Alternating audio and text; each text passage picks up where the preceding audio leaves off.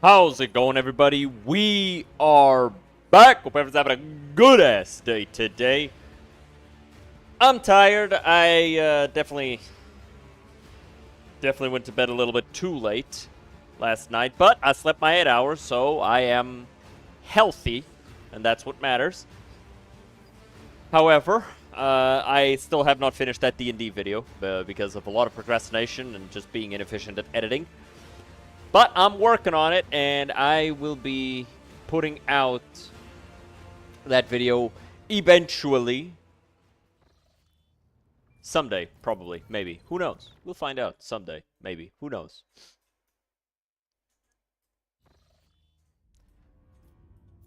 So we finished Argonas, and the only thing left is Kiava Agama. So that's where we are going now.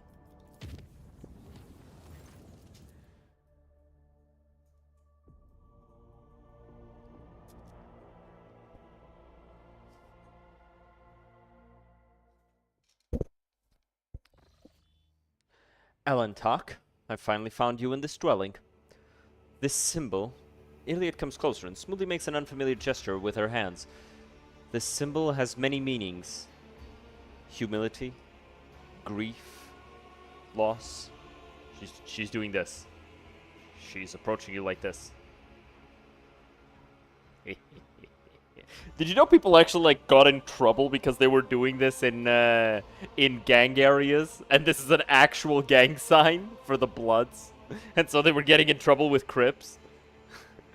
Oh, that's funny to me. The symbol has many meanings: humility, grief, loss, shame, regret. I hope you'll find them all, because I'm sorry for what happened to your world, to your subjects, to your palace, and for what my kin did to them. Your kin? You've never referred to the Drukhari as such before. We come from the same source, Elantak. We share the same blood. Even though the Drukhari's blood is distorted and their souls empty, it is a fact that cannot simply be brushed aside.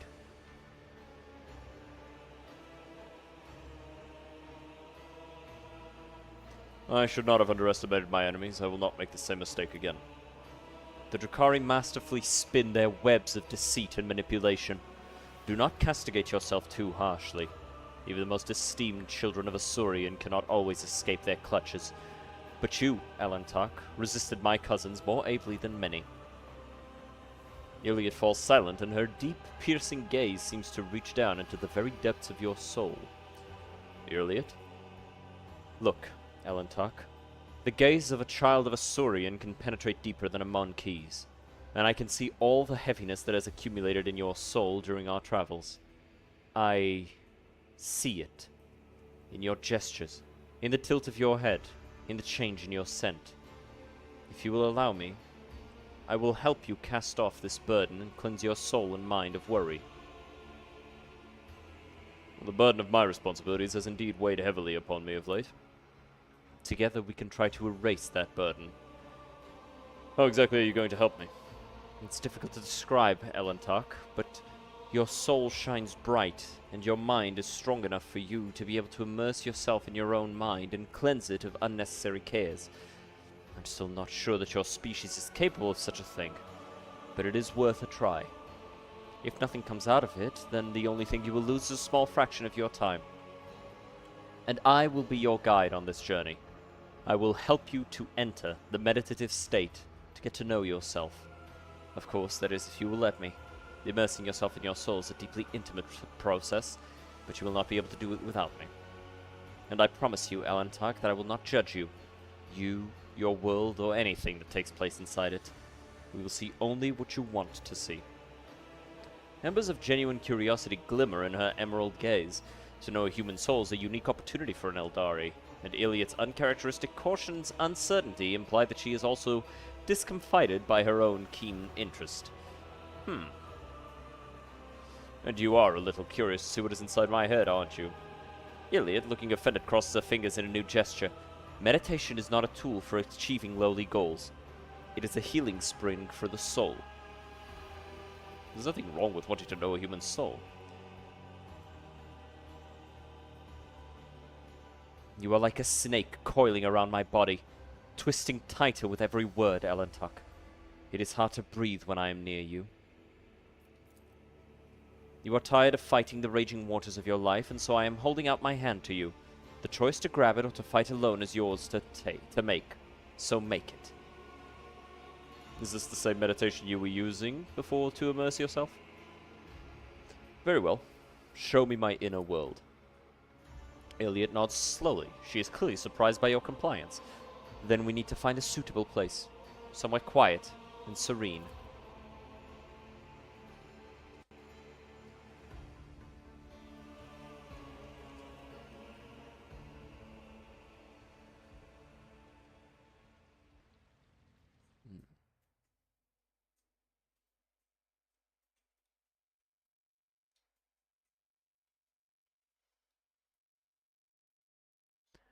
Let's see what's in my inner world.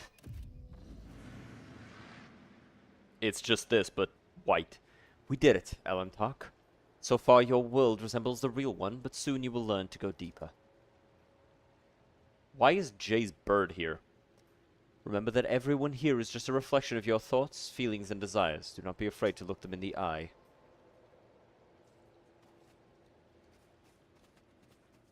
Okay. Oh, hey, it's Cassia. And me. Fresh blood soaks into the priceless silk coverlets, forming an ugly stain under the corpse. Your corpse. All sentient beings are afraid of death. You have to accept the fear first before you can get rid of it. Me again, Heinrichs, the officers, Kibble, Conrad, me again, Jay.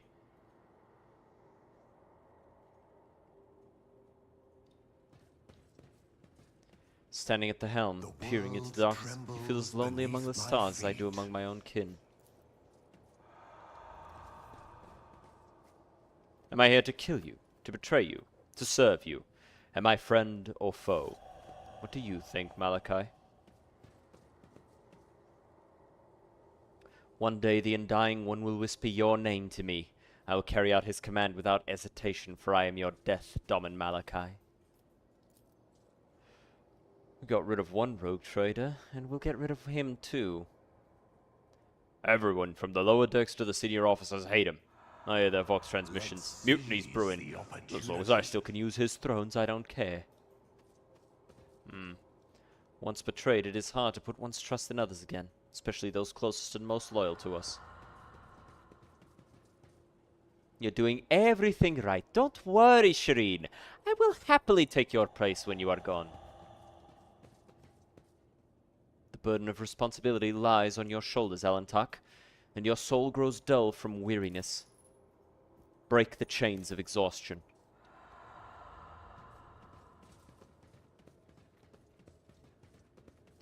In truth, you believe in nothing at all, Malachi. Not the God Emperor, the Archenemy, or even people. Damn, that was fast. You barely believe in yourself. I pity you. Putting on airs, Lord Captain. You are as distant from the common folk as rusty old footfall is from Terra. This bitch. You just got lucky, monkey. But luck is the only thing you have. You are weak, so prepare to suffer. Only the mad and foolish never doubt their strength. The wise are full of doubt, but they know how to let go of them. Lord Captain, your decision will doom us all. Lowly pirates perish, risking nothing but their own skin. But what of you?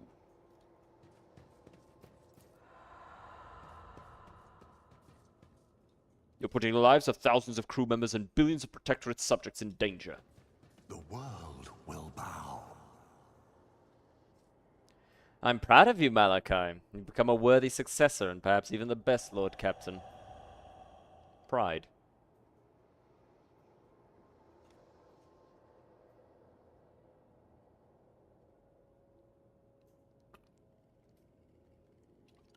Some words you need to hear at least once to believe them.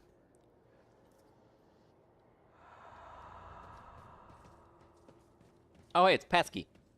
Unit Malachi von Valancius's crimes against the sacred laws of the Omnissiah have been logged. Retribution is imminent.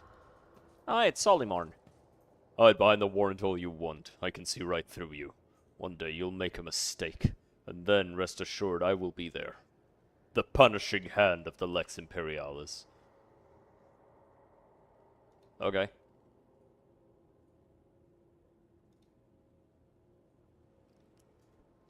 Anything else?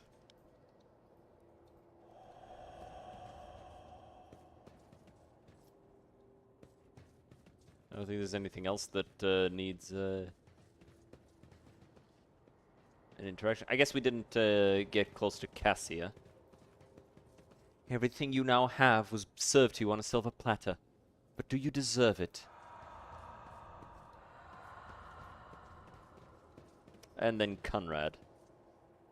Have you already forgotten me, Malachi? Oh, don't ever forget me. Not even for a moment. Because as soon as you turn away, I'll plunge the shard of my sword into your throat. Unexplored. And I'll just suck it into myself. And turn it into my weapon. You bitch. You little fucking slut.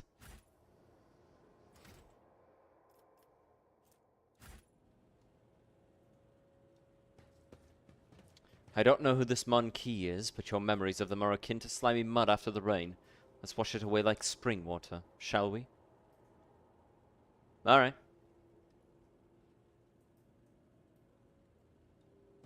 Embrace true power. Oh my god, what the fuck? Elantok, you pine for the eternal power granted by corruption. I promise not to judge you, but it is my duty to warn you.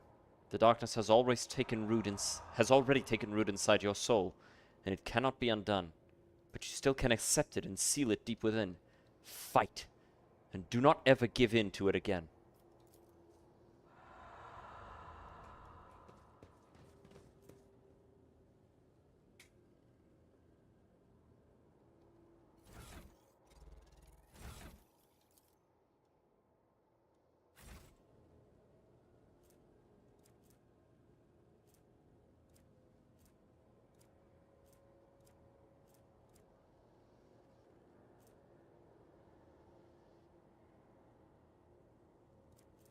When did I have this?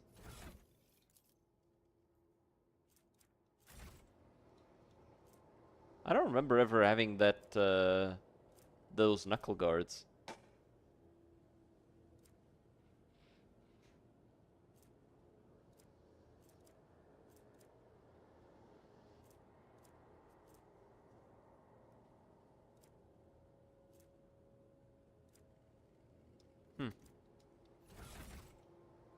It's Echo and The world trembles Malachi. beneath my feet. That is not Iliot at all. What is this, Monkey? The voice of the incorporeal echo that has made your soul its home seems to sound only in your own head.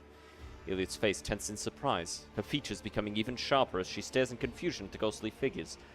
She says nothing, stealing glances at you, then at the figures ahead, as if she is waiting for something. Why are you so surprised by these particular echoes of my world? I did not think there would be a place for me inside a human soul. And the memory itself, clean, not distorted. This is something I must reflect upon and ponder in solitude. Well, when you strive to know someone, they inevitably become a part of you. Your words trouble me with their sincerity, Alantok. Your mind is much cleaner and loftier than I imagined.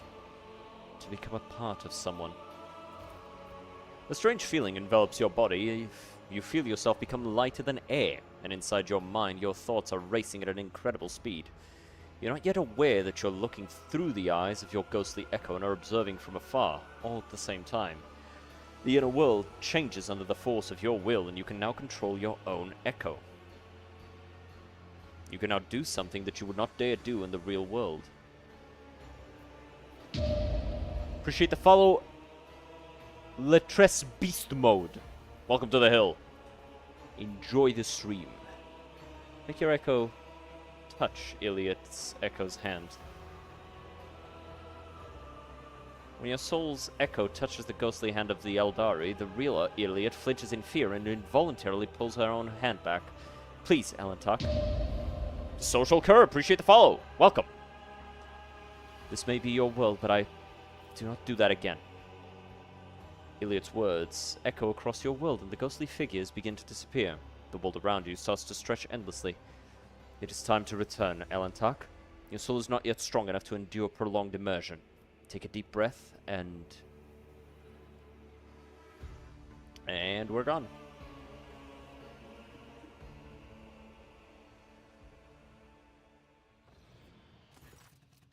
You awaken from your meditation with a sense of vigor and unusual calm, as if you've just taken a shower under a freezing waterfall, or delivered a speech in front of thousands of subjects, and your heart swells from the crowd's adulation.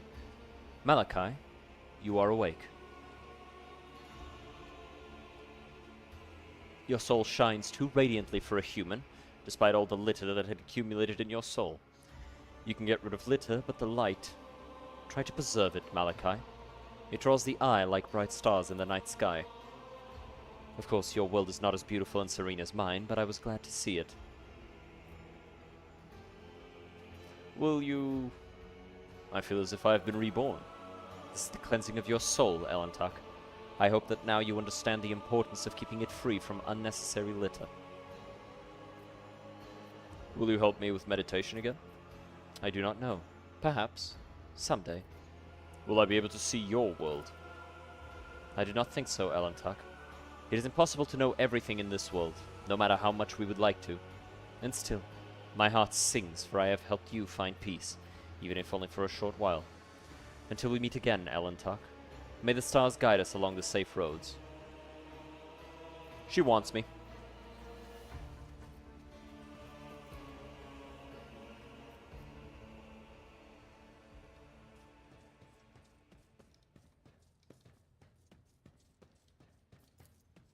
Anything I can do here? Probably not. Ooh. Oh.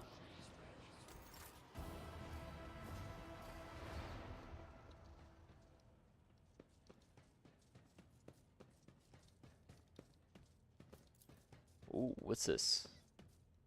Blade of the Drukhari Xenos is one of the trophies taken from the bodies of the enemies during the defense of Dargonis. The Slith was killed during the first fight. Stuffed corpse of a Slith, a bizarre Xenobeast that was once in the service of the Drukhari. Yeah, how'd that work out for him? And the bomb. We got like 3 Drukhari trophies. Gracious master, please, take pity on this miserable worm. No, fuck off.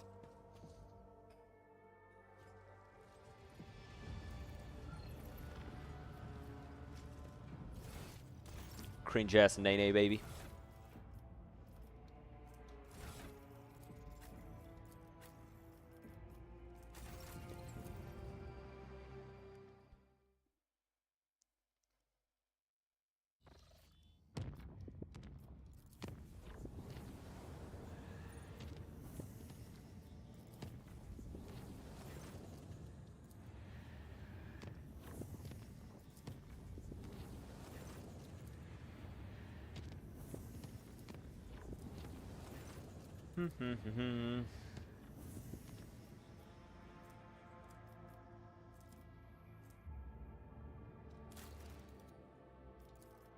Fairly certain that we can't do anything here.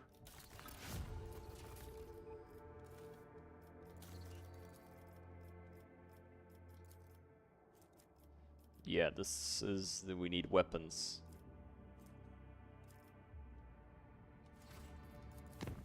Alright. A scheduled service in the ship's chapel was interrupted in the most profane manner. The images of saints and martyrs depicted on the altarpiece started to move and stepped down from the canvas. The congregation was filled with terror and dozens perished in the stampede. The illusion disappeared on its own, but it claimed several priests and altar attendants. It said that frenzied shrieks can still be heard echoing under the vaults of the chapel during prayer. Y'all are bitches. Like, you got spooked by your saints coming to life. I feel like this would be a religious fucking event for everybody. Lord Captain, according to telemetry, we are in the system of Cavagama, the main industrial world of the Von Valancius dynasty. However, our astropaths report that attempts to contact Governor Gaprak have been unsuccessful. But wait. Lord Captain, a new report. Cavagama is sending a request to exchange data. Should we accept? Accept the transmission. As you command, Lord Captain. The Vox Master switches to a nearby comm channel to relay your instructions to the crew. For several minutes, nothing happens. Suddenly, a deafening screech erupts from the bridge's Vox system. You hear violent tirades of garbled binary code, like the low chuckles of machinery. Lord Captain, interference detected in the compartment's Vox system. Bridge cut off from void ship.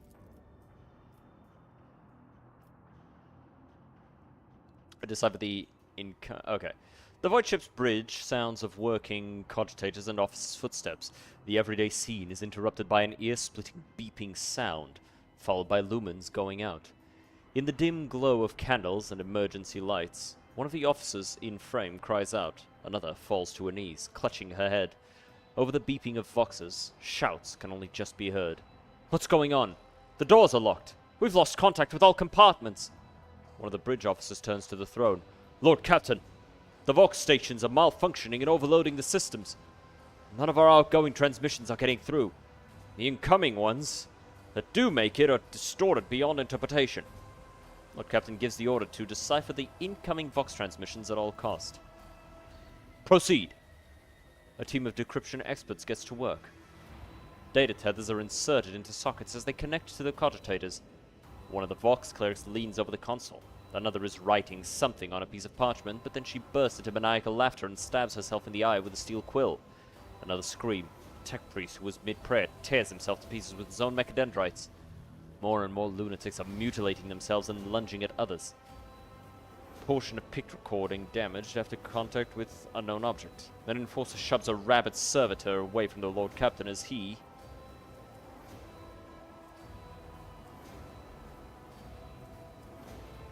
executes one of the lunatics and roars a series of orders to the rest. The madman's body falls at the rogue trader's feet as his commanding voice, magnified by a Vox amplifier, carries over all the noise. He orders the crew to master themselves immediately, promising to personally execute anyone who fails to do so. Some of the lunatics quiet down. Others try to snap out of it. One pins her hand to a panel with a dagger to stop herself from moving. Another fervently whispers prayers. Some return to the cogitators. Others lean over the wounded. Shots ring out. Those still on a rampage are executed by the rogue trader himself, as promised. Scrap code. The voice belongs to the on-deck engineer who has turned to the Lord Captain from his station. We've been attacked with scrap code, a tech heresy designed to corrupt machines. The transmission received from the planet was infected with this taint, and it is now running through the ship's veins. Omnissiah preserve us. The Voidborn officer appears before the Lord Captain once more. Whatever it is that's attacking us, we have a backup procedure that can circumvent the Vox barrier. In the atrium leading to the bridge, there's a terminal for an isolated system that might still be unaffected. A loud pop. The pipes over the officer's head burst, and a blast of hot air flings the Voidborn away from the Lord Captain. His body slamming straight through a cogitator panel. The pict frame spins uncontrollably. The servo skull was jolted by the gust. The pict recorder fogs over. The Vox picking up the crackling of electricity and a death cry. Gas on the bridge! Junior attendant shouts, and instantly doubles over, inhaling the poison gas. The rogue trader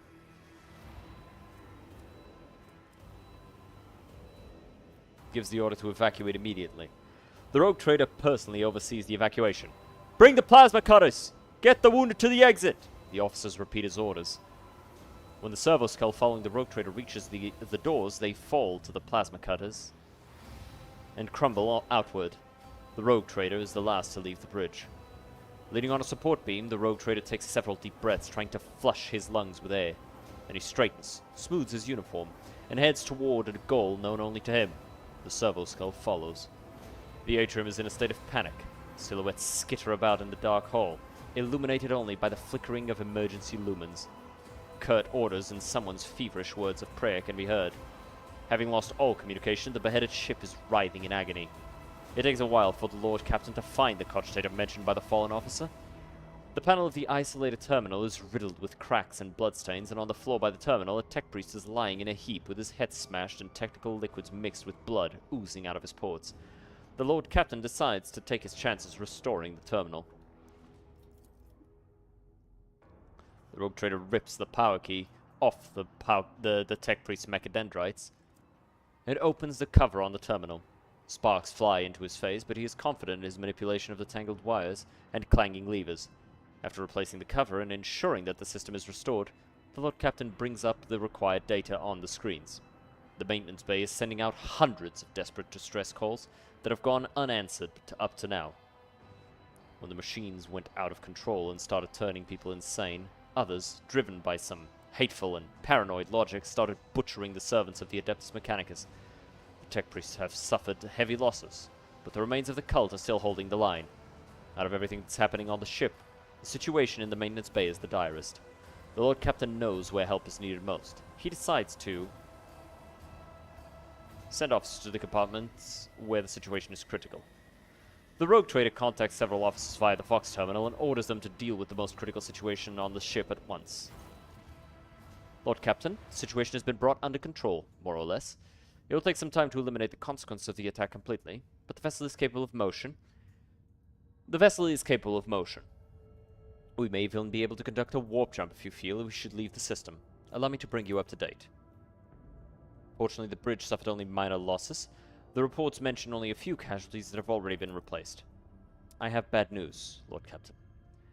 The panic, or perhaps the pernicious influence of the power that reached the crew via the Foxes, riled up the unlettered rabble, driving them into a paranoid frenzy.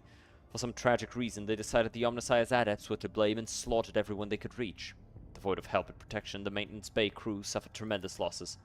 Thanks to the efforts of senior officers, we did manage to get the situation under control. The losses on the decks are minimal, and the number of casualties does not exceed 2,000 souls. Oh! I mean, in a ship of 25,000... That's gonna be noticeable, but I doubt it's gonna be critical. The Kavagama went silent after transmitting the harmful signal. I will refrain from sending inquiries to the industrial world to avoid a second attack. I'm afraid we have exhausted our options of remote analysis. More information can only be obtained by closing the distance or even sending an away party to the planet's surface. The time has come to remind you about our agreement, Malachi. I must be present in your entourage during your expedition to Kavagama. I'm counting on your cooperation. The crew is awaiting further instructions, Lord Captain. Alright, well.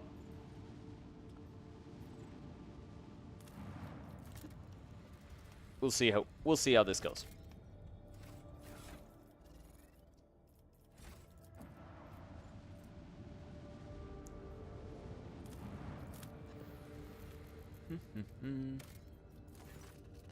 This dwarf planet is marked on the Von Valence Protectorate charts as Atoll, and serves as a backup source of water for the habitable worlds of neighboring systems. Due to the abundance of bacteria proliferating in the Atoll hydrosphere, the extraction of ice was stopped half a century ago. But much to your officer's surprise, the Orcs detected an unidentified mining rig deep underground. Presumably, the excavation is aimed at extracting clay minerals near the planet's core, enriched with iron and other metals. Send a scouting party.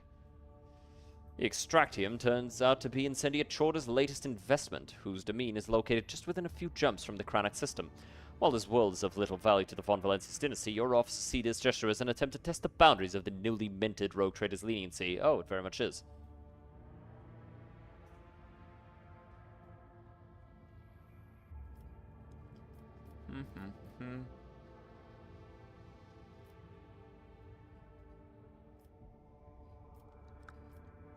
Yeah, let's do this one. Proctor Anthar reports that under the law, the Extractium can be confiscated and compensation claimed through the Administratum from the Chorda dynasty for the illegal mining. The rogue trader gives the order to do just that. The frightened workers in the token security crew do not even attempt to resist the superior forces. The machines are delivered to the flagship's cargo hold, and shortly after the officers plant the Von Valentius banner on the spot where the Extractium used to be. As soon as your people return to your flagship, you receive an astropathic response from the Administratum Ordinate. The governor of one of the nearest Chorda worlds has been implicated in the illegal mining. The perpetrator will be severely punished, and compensation will be sent to the rogue trader's treasury immediately. Good. Very good.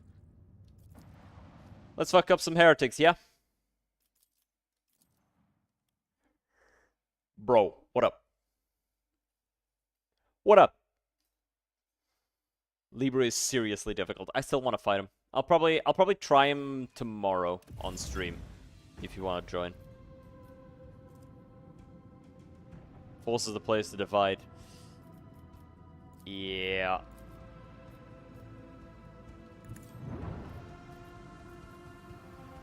like I said, I'll probably try him tomorrow on stream.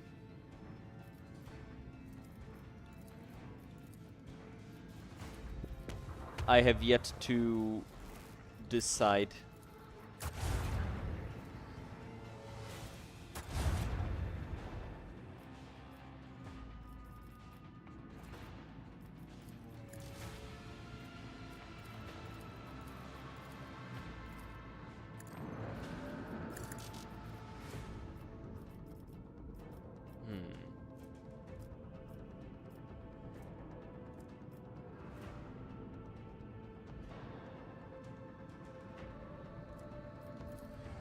Let's do this.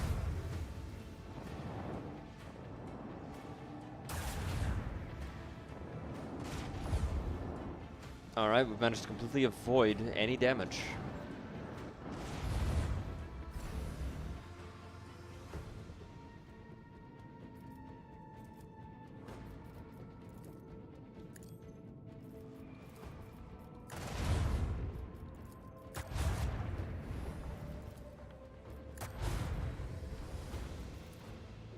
Rotated.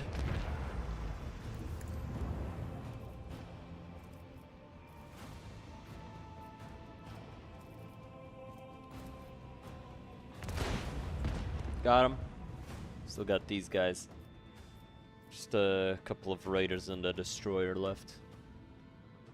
Just realized how difficult spacefaring combat actually would be in a TTRPG because you're fighting on a single plane, playing in 2D. The best way to do it would be to just treat it like a ship battle, rather than trying to engage in the you know, 3D fighting. Because the 3D is the thing that would make it damn near impossible to do in an actual tabletop setting.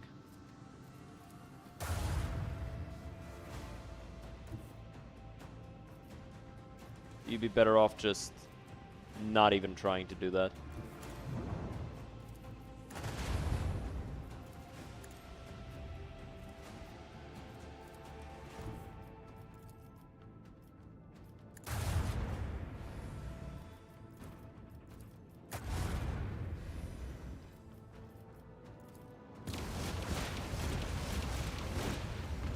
There you go, and now it's just that raider. Those melt the torpedoes. Hopefully they go for the frigate instead of for me.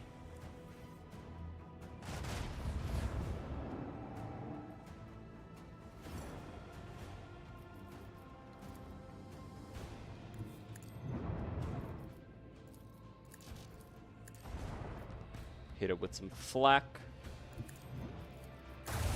And blow them away. Get rotated, idiot!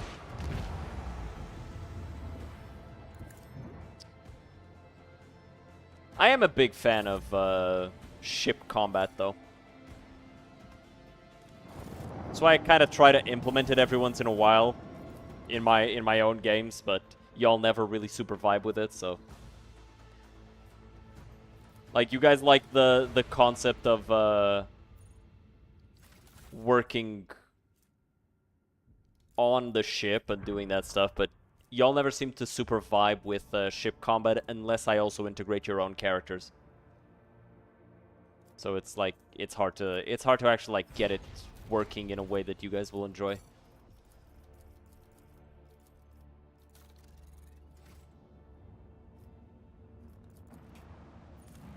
All right. I think that the best way to do it, the way that I did that made it the most enjoyable was to have the ship. Wait, I think I need to be able to show this in a way that you guys can visualize. Pirate software time. Okay, so let's make this black so it's a little easier on the eyes. So, you've got the big ship, right? You've got the ship. And you've got the party here, right? Now, not everybody in the party is going to be super strong at fighting. And so those people, let's say it's this guy right here, that guy focuses on working the ship. Whereas, you know, the mages and the fighters, you know, they have the enemy ships as well. The mage, let's say it's this guy here, shoots his spells, and the fighter can just jump onto the other ship, and now he's over here fighting with the enemies directly on their ship.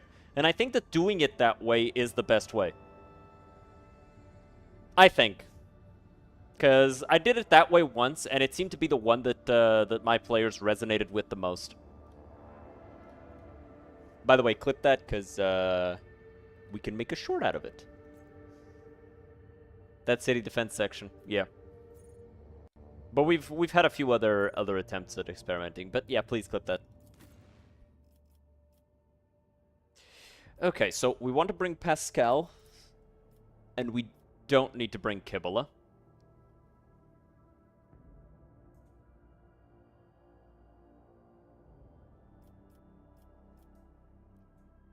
Hmm.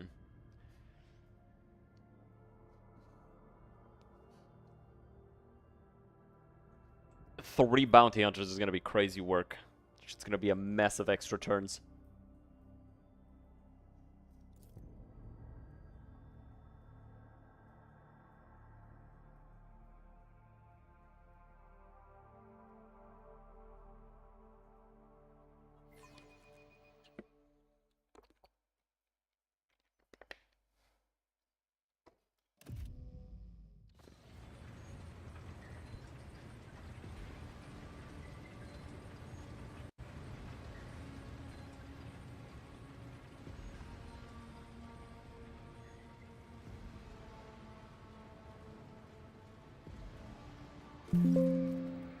That was me, don't worry about it.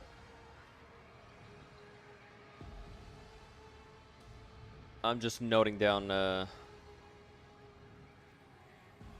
something.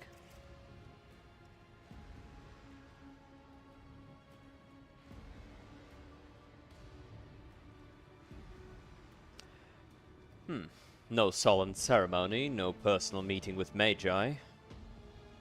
I fear we are too late and we won't be dealing with clandestine heretics after all. Binaric areas of alarm stream out of Pascal's Vox synthesizer. In their neurotic broken rhythm, you sense a call to arms and a warning of danger. Remind me, what is your mission on Kevagama? I assumed I would conduct an investigation and track down traces of the Cult of the Final Dawn. I believe I can discard that plan now. Both the incident with the scrap code and the manner in which we were forced to land on Kevagama indicate that the situation has taken a turn for the worse. I lost my place in the sentence. I was literally going along the fucking line and then I just blinked and I was like, wait, what? Nevertheless, I must use this opportunity to try and determine what the cult is doing on an industrial world and what specifically interested them on a planet full of sacred machines and servants of the Omnissiah. First, we must find someone who can tell us what's been going on here. If, that is, there is anyone left here to speak to. Any suggestions for how to proceed? Well, to start, let's look around and find out why the arrival of the rogue trader did not elicit the usual fuss. To speak plainly, I would not count on a warm welcome at this rate. Better keep your weapon at the ready. Well, we'll learn nothing by standing here. Let's go.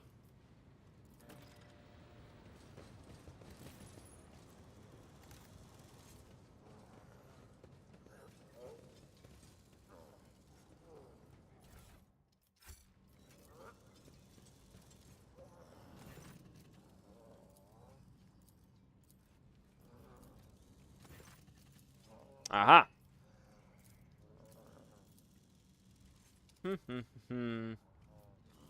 Alright.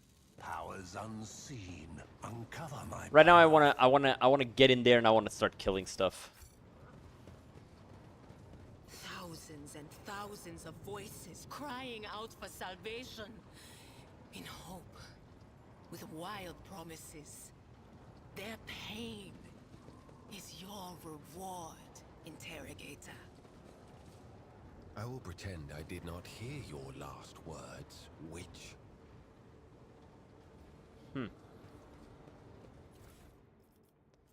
16 universal laws, the mystery. I guess I'll take that.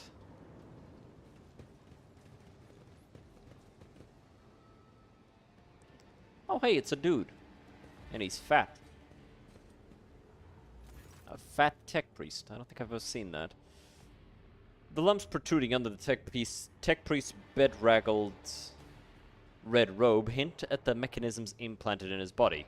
You see his haggard and sickly face under the archaic respirator augmetic. A click, a clank, a barely audible hiss, and only then the tech priest's vox finishes the word. Identification. I was playing some wild buffs, improved charge attack, 21%, improved lightning attack power 30%, improved affinity power 5%, improved physical power 6%, and I was using Dragon Great Claw. Nice. Request denied. Registering anomalous behavior within this servant's organics and an invalid noosphere response. This unit is compromised. You carefully study the robe-clad figure. Black border of necrosis spreads out from around the tech priest's implants. For some reason his body is rejecting the true flesh. A moment later you recognize the dominant smell in the bouquet of scents permeating the air around the tech priest. A stench of rotten meat. Phew! Phew! This guy smells worse than a grox fermented in spent promethium. I bet he tastes even worse. Why would you talk about eating the man? Consumption of the flesh of members of the Adeptus Mechanicus is not recommended, irrespective of their smell or compromised state. Who are you? Magus Custos of the Machine Sanctum, Tier 2-0. Identification. Where's the fabricator sensor? I'll speak with the person in charge of this manufactorum. Denied. The irregularity demands execution of Protocol 39-42 in accordance with the fabricator sensor's decree. I'll not be doing anything until I meet with the fabricator sensor. Anticipated process disrupted. Execution of disposal protocol recommended. Tech priest draws his weapon, and as his robes open, your senses are hit by a fetid wave of rot. Okay, well. That's not going to work out the way you expect it to, but hey, man. Let's pull everybody back, because pretty much all of them are going to get to go before we do.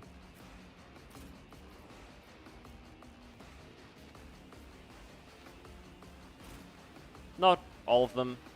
Half of them. A lot of them are going to get to go before we do. Nurgle. I think he's just dying.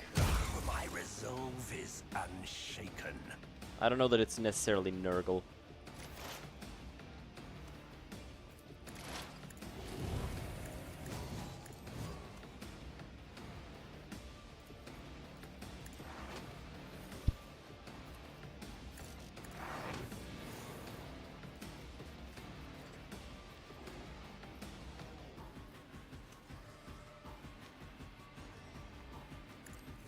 Accept my offering.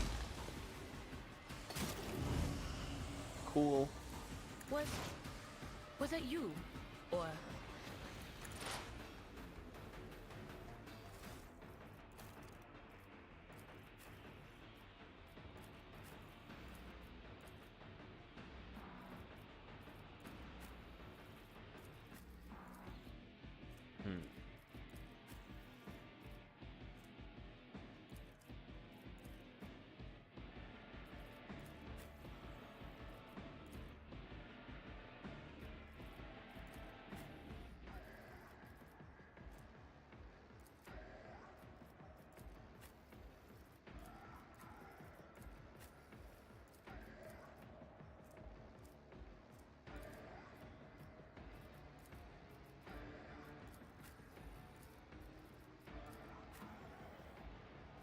Okay, I think this works.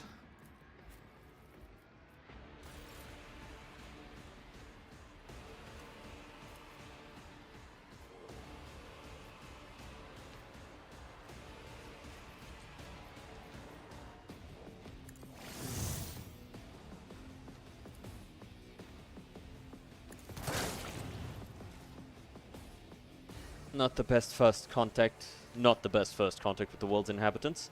I hope we'll find someone more able to hold a conversation, willingly or not.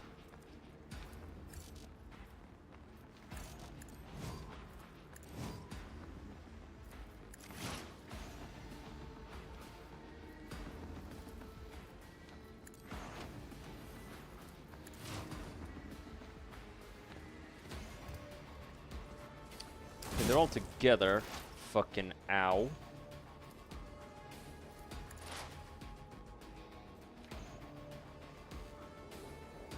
Okay, these two are gonna self-destruct when they die. Kind of makes sense, to be honest. Not really, because the Cult of the Final Dawn is Tzeentchian, and Tzeentch and Nurgle do not like each other at all.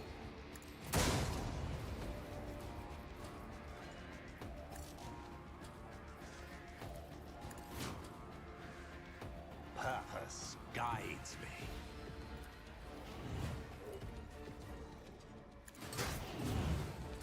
I will triumph. That was nice.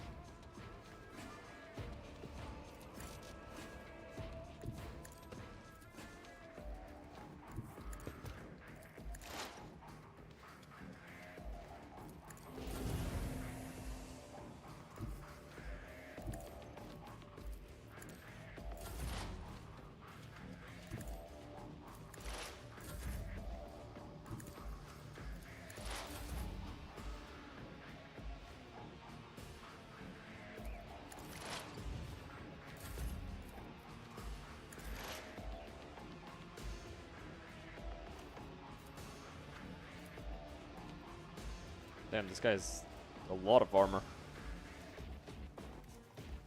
This is the one that reduces it, right? No, it reduces dodge, parry, and armor. By 15 plus 3 times the exploits removed.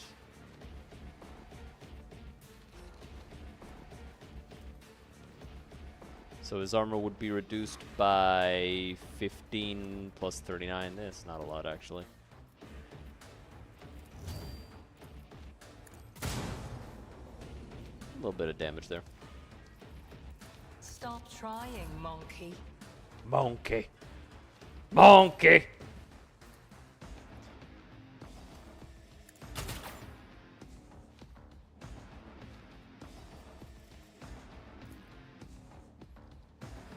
Commands are more pleasant to give than to follow.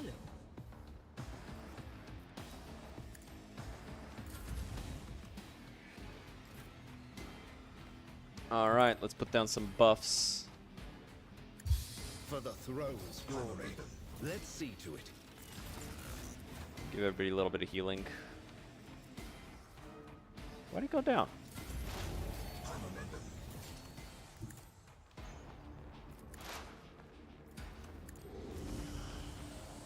But of course.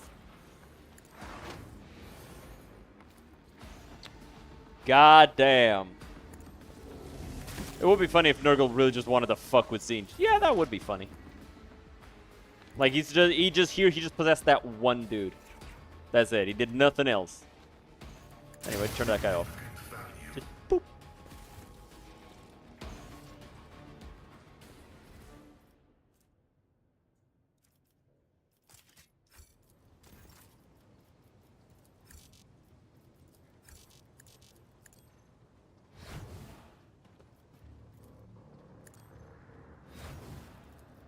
I won't object to it. Alrighty.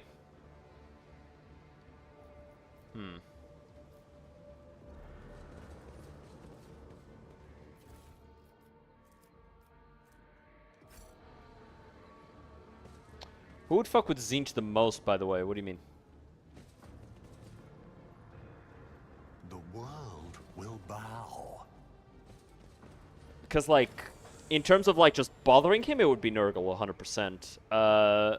Purely off the fact that Nurgle is stagnation and Tzeentch is, evolution.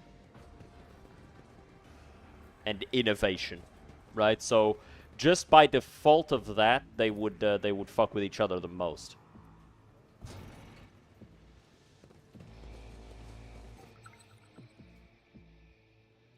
We don't have a demolitionist. Oh well. I mean, just bad luck. But of course, Lord Captain. Wouldn't Nurgle technically be the oldest Chaos God? No.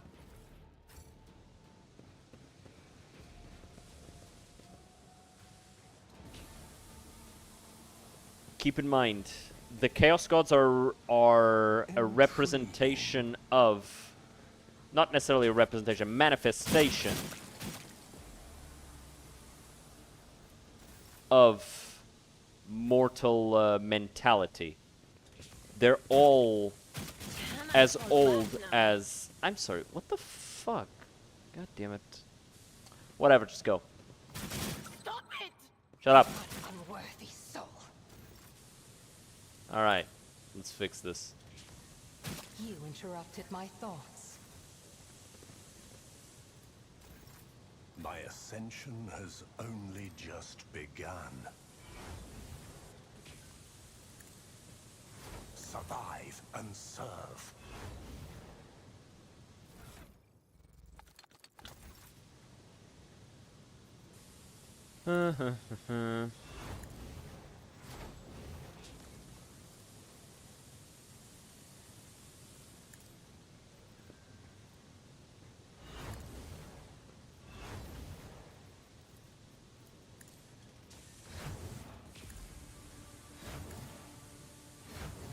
There you go. Perfect. Okay.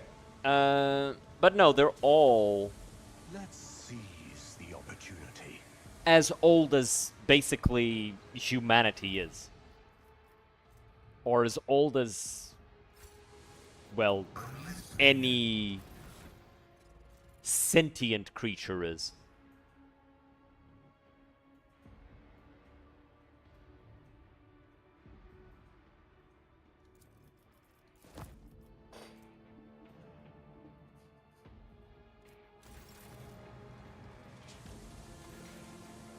You have nothing to fear from us.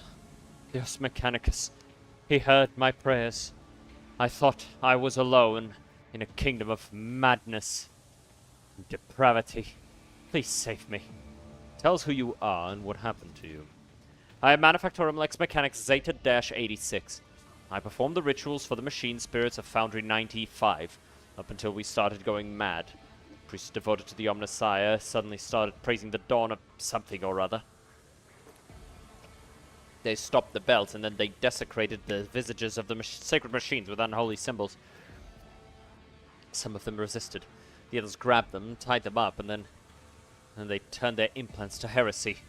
I saw the madman, my former tech comrades, deliberately connect those poor souls to corrupted cogitators. I watched as they were infected with the scrap code, and did nothing to stop them. I'm recording a violation of the commandment of thine own forge be a true sentinel. Apostate Zeta-86, your accesses are hereby revoked. Proceed with your report. God damn, what a dick. Like, what the fuck was he supposed to do? Die? How did you manage to avoid the same fate? I didn't avoid it. They performed the same procedure on me. I felt the touch of unholy code. I allowed it to control me. I abandoned my sacred post and followed one of the traitors, serving his will and gathering all the data for his blasphemous experiments. I was driven by an unholy impulse coming from the depths of my auxiliary cogitator where the code had lodged itself. And the whispers are dancing around you, latching onto you, but not for long. Maybe it will happen yet. Maybe it won't at all. Maybe it won't at all. Before I found a way to throw off the compulsion, I witnessed horrifying heresy. The extraction of true flesh and its decomposition on altars. Perverse procedures that resulted in heretical abominations. If it accompanied a fallen Magos to the fabricator censor himself and attended the unholy mass he led personally, it was a wicked ritual, full of willful deviations and blatant inaccuracies, not to create an ungodly monster in the name of the final dawn. You mentioned a monster, some kind of weapon? No, no. Not those constructs that are melted down in furnaces and sent into the depths of the manufactorums. Some kind of semblance of a cogitator. A nightmarish parody of a sacred machine, powered not by the Omnissiah's grace, but by the unholy spirit and life force of the unfortunates imprisoned on lower levels. I don't know much, except that the fabricator censor saw what that machine is special. It was special to him and to the crazies who defiled the Omnissiah's abode with their obscene blasphemy. For the final ritual, he even called upon one of the Astartes heretics who arrived at the Manufactorum after the start of the uprisings. He did something. Something terrible. And only after that were they able to switch the machine on. Yeah, yawns. It's a true abomination. Even standing near it is unbearable. I believe that even those who have been deprived of the Omnissiah's grace still feel its influence on them. Its monstrous power utilized for unholy computations and chaotic calculations. Whatever that cogitator might spew out at the end of its cycle, no righteous soul should accept its heinous offering.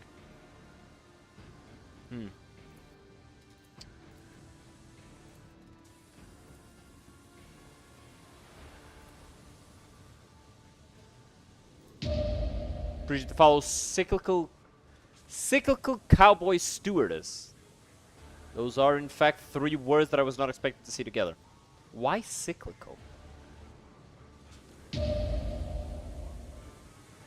Brassy regotic. Huh. Okay. Y'all have weird fucking names, bro. Straight up. Welcome to the hill, both of you. Hope you enjoy. You must know more about the final dawn, the fabricated sensor, his mass, and about this machine as well. Can the cogitator be disconnected and reconnected to another machine? Even if the very idea of exposing a whole machine to the scrap wasn't profane in itself, might not universal capacity. In other words, there's only one way to extract the data stored in the cogitator. What are you talking about? If we connect the cogitator to the augmetic system, the Lex Mechanic will serve as a conduit for transmitting the data. We will learn the details, even if they are incomplete, of the things he saw and heard, but is now unable to recall. No! Anything but die. I'll die. No, it'll be worse than that. I'll succumb to the corruption. I'm begging you, please. I'd rather be burned as a heretic than have the scrap coated my biological cogitator. In failing to offer any resistance against the enemies of the Omnissiah, Unit Zeta-86 lost the grace of his machine rank and was recategorized as a resource of the Manufactorum. The defilement and torment of said resource, if committed to advance the struggle against heresy, will not be deemed an apostasy or malefaction against the living soul. Upon expiry of the unit's utility, disposal is recommended. How easily you commit your kin to a demise worse than death. And how swift you are to dismiss them as an object.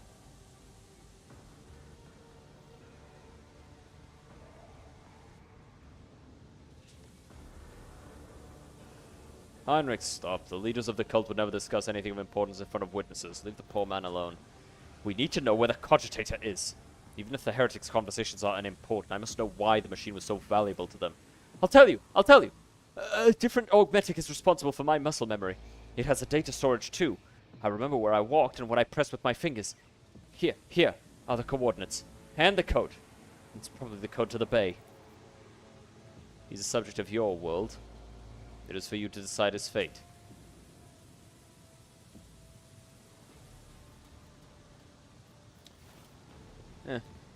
He goes to my ship. Oh. Excessive kindness, Malachi, gets good people into trouble. Let's hope that the corruption only affected the disconnected augmetic and not his soul. Come on, we need to find this cogitator.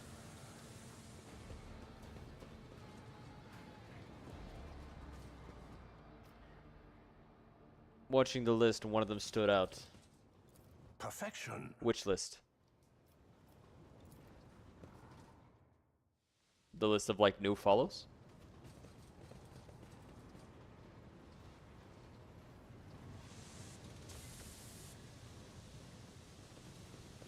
Embrace true power. Go, go, go, go, go, go, go, go, go, go, go, go, go.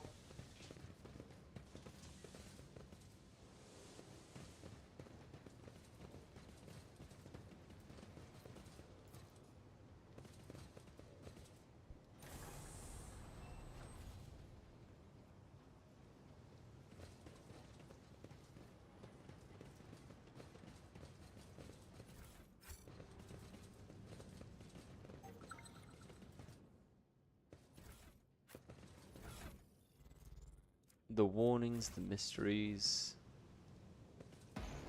Oh. Oi! I was gonna walk on that.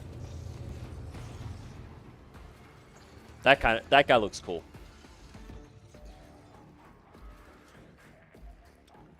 The massive Magos, clad in ritual garb, lets out a binaric trill and turns to you.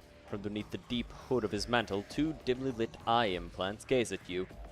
You hear another binarity... Right, list of users, by the way. Like on the stream?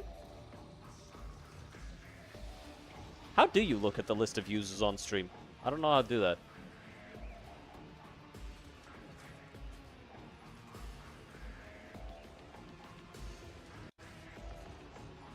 Who in the void are you? You dare address me in the vile tongue of savages? Me, the steward of Kavagama, lord of the machine world. Nail, pathetic spawn, if you seek swift disposal. It's the thing I have. Oh. I mean, I'm the streamer. Should I not also have that? I don't know. You propose that I, the rogue trader of the Von Valencius line, kneel before you. I'm giving you 5 minutes. No, not to beg for forgiveness, to speak your last words and to offer your final confession. I don't know how it's here. Fair enough. But so, what stood out? You are one of the troglodytes who once had the gall to oppress my comrades and resist my will. A messenger from the barbarian who drank the sacred unguents bestowed upon her through others' toil. Very well then, your appearance is the perfect opportunity to teach your ilk a lesson. Prone fetish.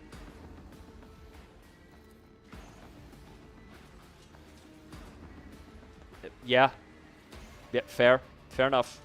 That does stand out. Well, technically it doesn't stand, it lies prone, but you know what I mean. My name is Cubus Delphin. I once held the title of Fabricator Censor of the Kiawagama Manufactorum, but I rejected it, along with the other fetters that hindered progress. Once my fate was flawed, and led naive fools from the Cult Mechanicus into the darkness of ignorance. I feel like this guy deserves a proper portrait, no? Like, how cool would a portrait of this guy be, dude? His axe looks dope. You tread upon that, what? Now I am this world's master and serve the true gods. You tread upon their territory and you do not number among their legion of servants. Therefore, you must be subject to immediate disposal. As the senior functioning member of the priesthood of Mars, I, Magos Explorator Pascal Hanuman, declare this temple to the machine god compromised and forthwith forbid all service within it. I dethrone the fabricated censor, the ignorant heretic who has betrayed the Omnissiah, and condemn as anathema any and all standard procedures implemented by him. Let the cycle of the blasphemous operations he has put in motion be discontinued. Pascal switches to binaric, and you hear dissonance burgeoning in the depths of the Forge Cathedral. Some of the giant mechanisms heed his order and go still, while others, obeying the fabricated sensor's will, continue their work. Crashes, explosions, and the clanking of crumpling metal signify that some dissent among the machines has interrupted the Manufactorum's production cycle. Hanuman! Liar, you are not him. Demons, Hanuman obeys me. His mind is open to the voices of the void, and the scrap code he created protects my world, and I'll not have you, rusted refuse from the misfit cast of explorators, call me ignorant. This statement is false. Your regalia have been revoked. You have been deemed defective and will be eliminated. Initiating heretic search, designation Demons Hanuman. I wish to execute the retribution procedure.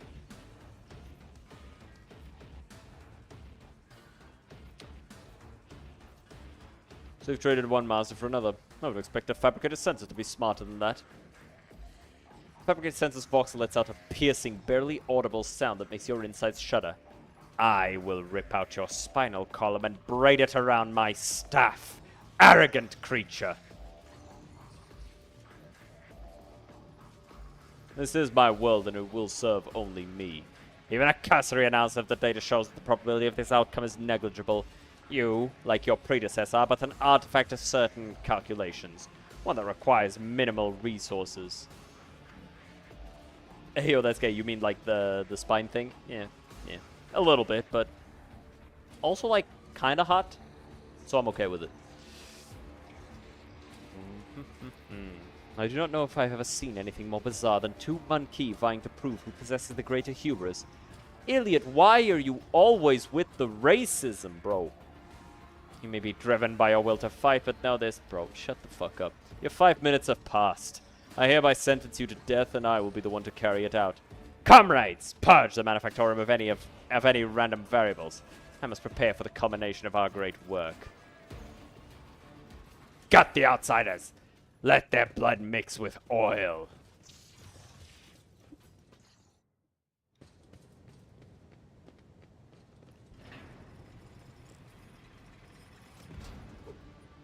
Truth, conceal the path from the empires. Again, gay. Okay. And? Ain't nothing wrong with a little bit of gay. It adds flavor.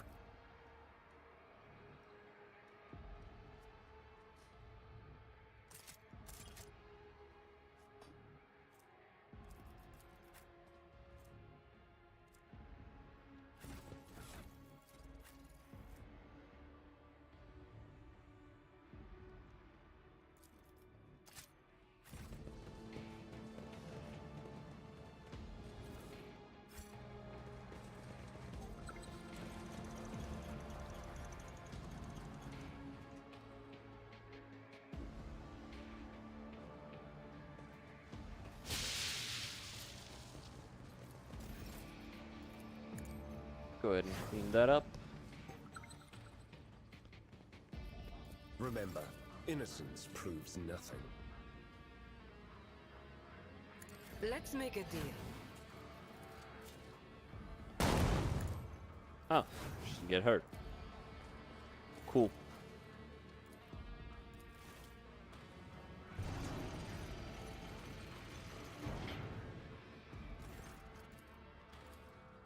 The world trembles beneath my feet. I do think that's a badass line to drop on somebody. Innocence proves nothing.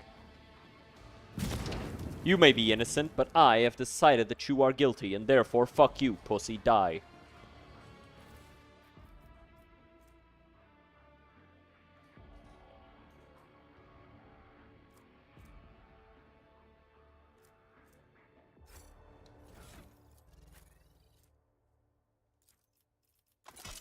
Sure.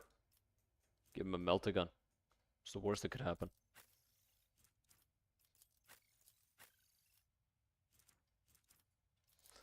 And Biomancy. So, this is the Staff of Blood. Affects the damage and healing level of this power. Siphon Life, Willpower and Toughness. About you, what do you give? Willpower and Fellowship.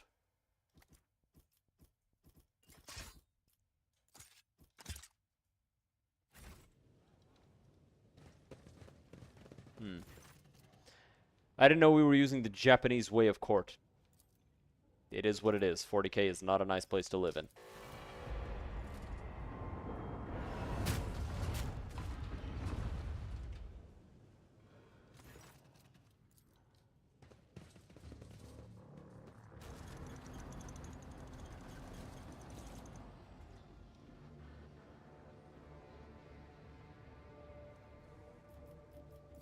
The songs of my ancestors speak of stars long forgotten and worlds long gone.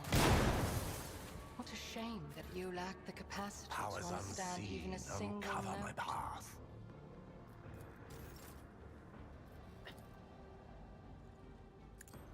Fuck you, Iliad. Existence is naught but ashes.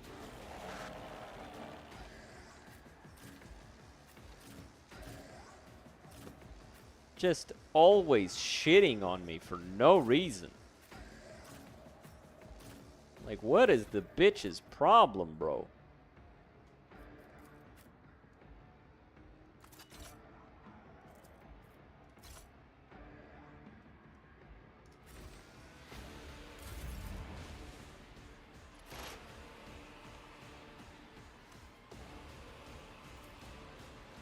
This tedium is beneath me. Did not mean to do that.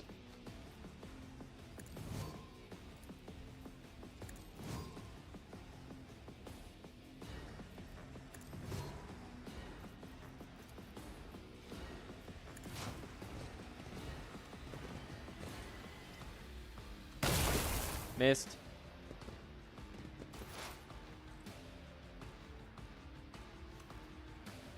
Will do. They who discern the future own the battlefield.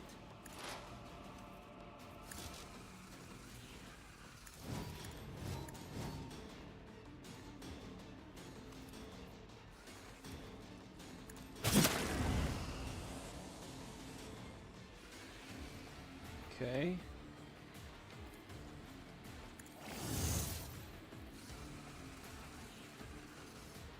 Request approved.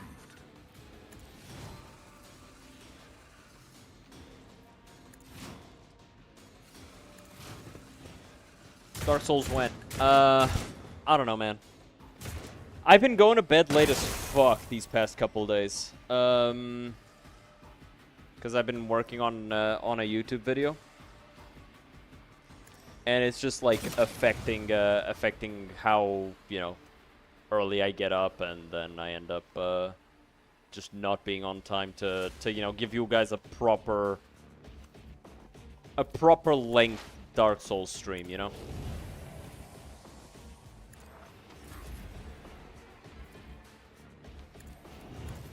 I imagine you guys would not be particularly satisfied if the Dark Souls stream after so long ended up just being fucking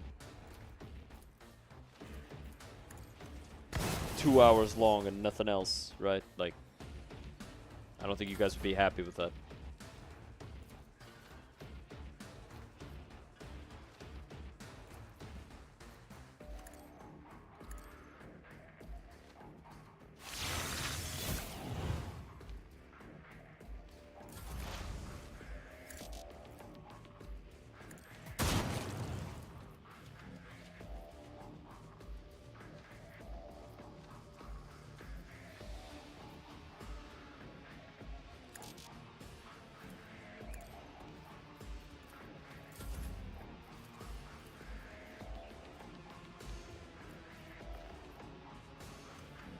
The order is contrary to dogmatic protocols.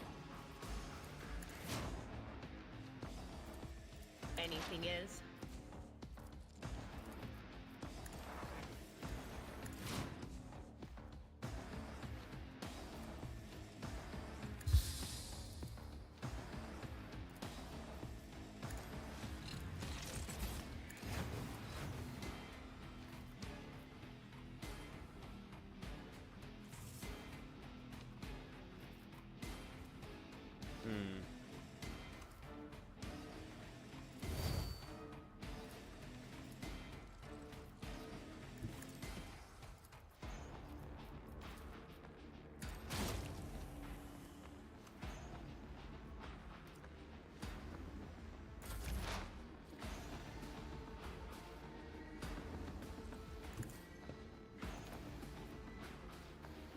The Omnissiah knows all, comprehends all.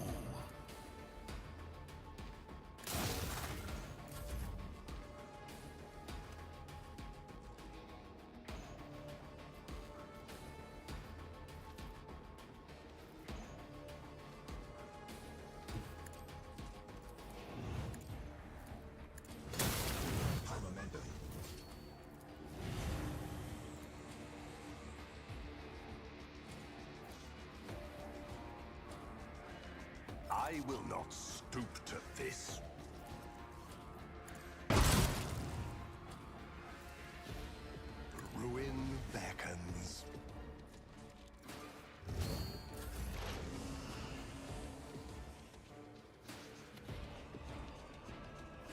Let's move you here.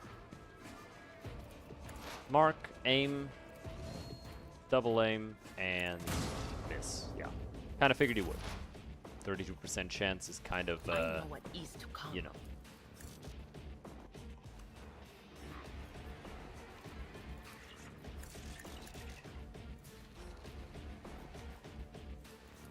On it.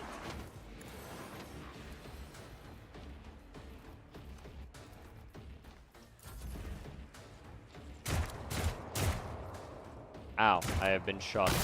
Oh no. Tell me, and it is done.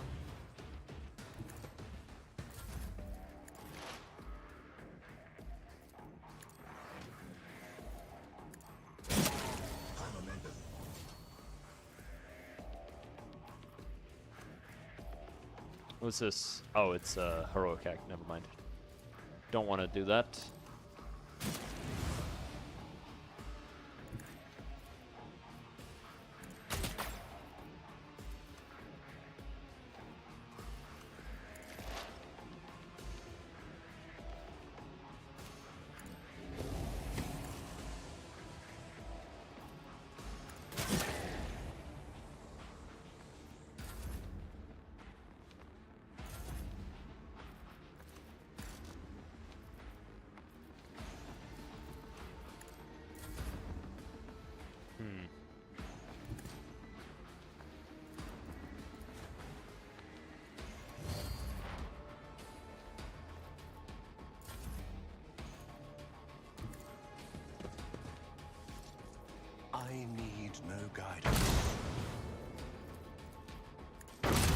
There you go. What ails you? It's a pretty good party, this one. Definitely doesn't hit as hard as, you know, the other group, but in terms of, like, survivability, it's definitely up there.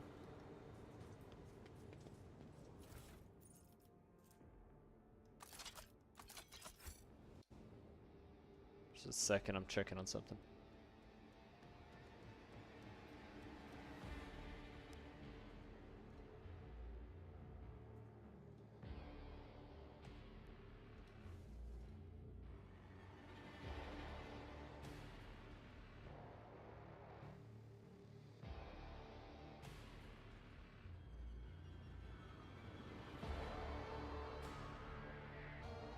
Sorry about this, I'm just, like, getting some issues on the side screen, trying to fix them.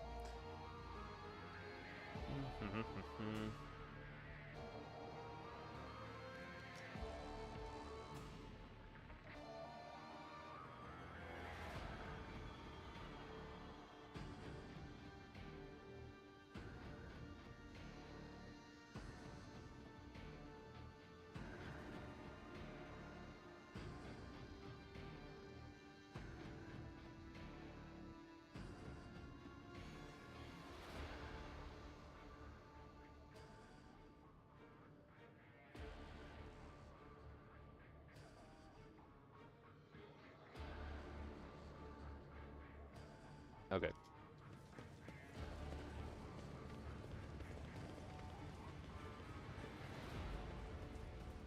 What is in the box?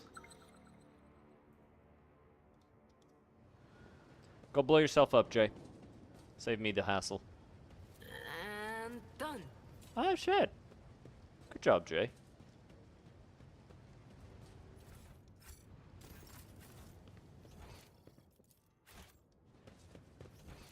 Something over here that we can loot.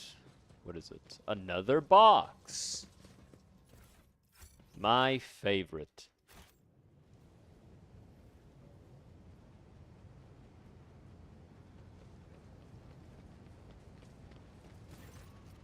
Trust a still breathing man.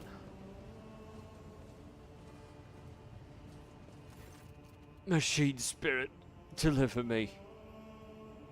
Who did this to you? My comrades. Machine spirit. Has the Omnicide truly abandoned us? Kavagama has fallen into the maw of the eternal enemy. The holy Magi, they succumbed to heresy. The rest were stripped of their true flesh to feed the heresy. Preserve us, deliver me from erring. Such senseless savagery. I attest that the 3 categorical requirements for assigning the status of Martyr of the Faith have been met. Opposition to the enemy, preservation of adherence to dogma, and a brutal death. Requesting the right to extract the subject's organic matter for it to be used in the creation of an honorable servo skull. It's an honor. I am thankful for the right to serve. Delay the man's death by providing medical assistance. Why?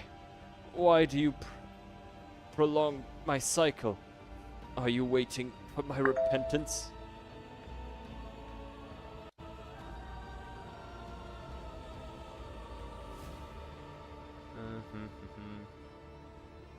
Okay. Not sure what the fuck that was. I think that was on my side, at least. Is that an email? No, it wasn't an email. It wasn't a DM from anything. I don't know.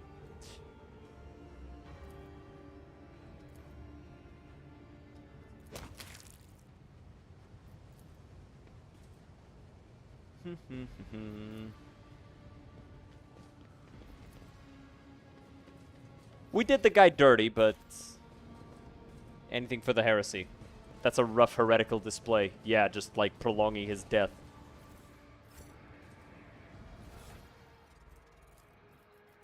At the same time, it's like,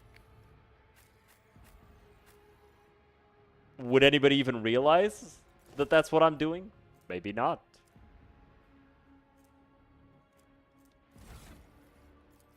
I have some incendiaries here, actually. Yeah, you can have the incendiaries.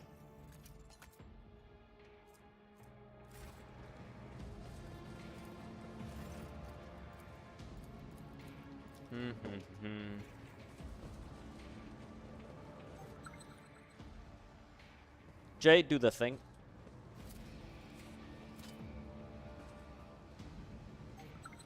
One and it's done. A job for me.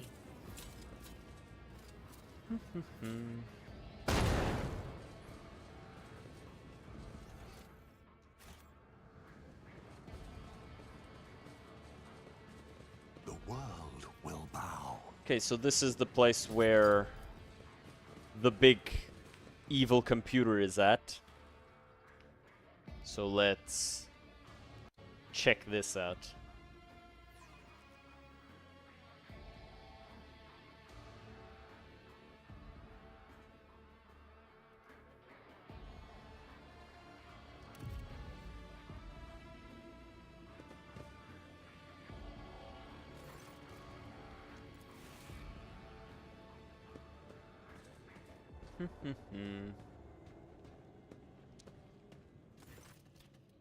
Careful, Heinrichs. Look at it. Mercy.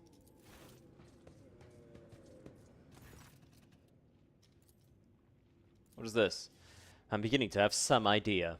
The Lex mechanic mentioned the inhabitants of the lower levels who had been imprisoned in their homes. He said some of them were brought here.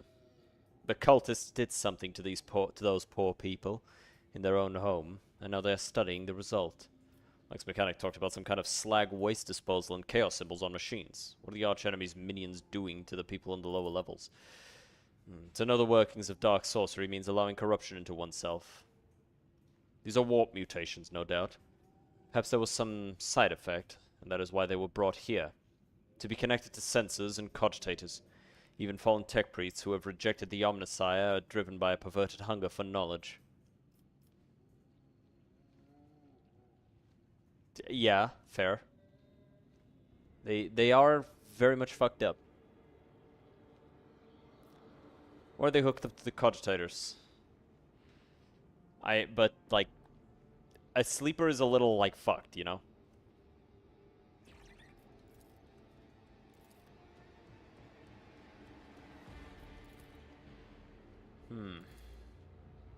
They can still speak. They remember the people who did this. Perhaps a little biomancy will allow us to draw the fragments of knowledge out of them.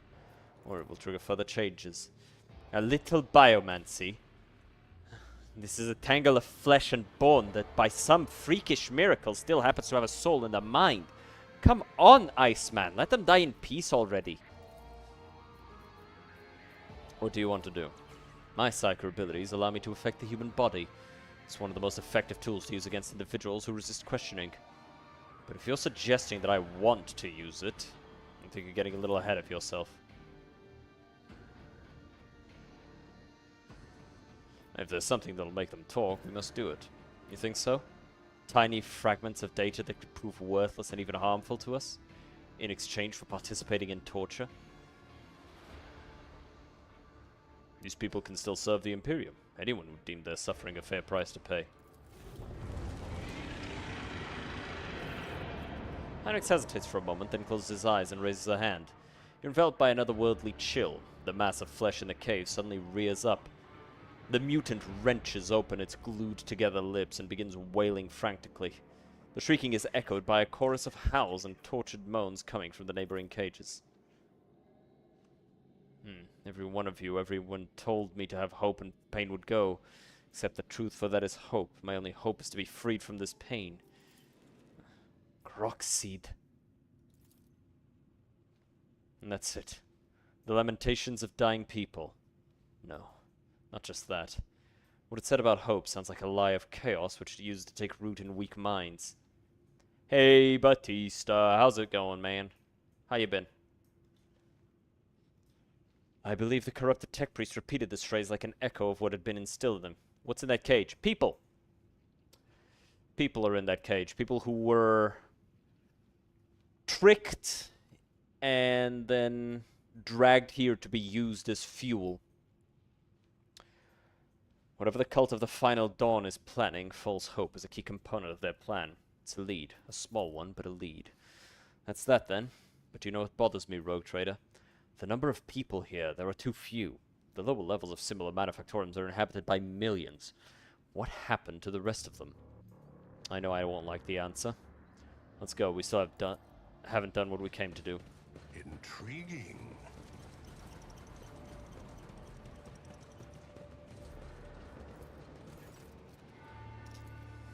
Stop, Malachi. This is a creation of the archenemy. Don't go near it. You've done enough for me in my mission. Don't put yourself at risk now. Alright, Heinrich, me boy. My boy! Do the thing you do. The Omnissiah's grace has not touched this object. This mechanism was not desecrated, but born flawed and unnatural. Iron most profane. Initiating observation log. Let not fear stand in the path of knowledge. You just said this thing is an abomination. Yet you're going to immerse yourself in it in order to study it. Doesn't the thought repel you? Squeamishness is not a relevant factor. I have conducted the relevant assessments. The risk of spiritual harm is acceptable. The importance of obtaining the information is critical. Approach.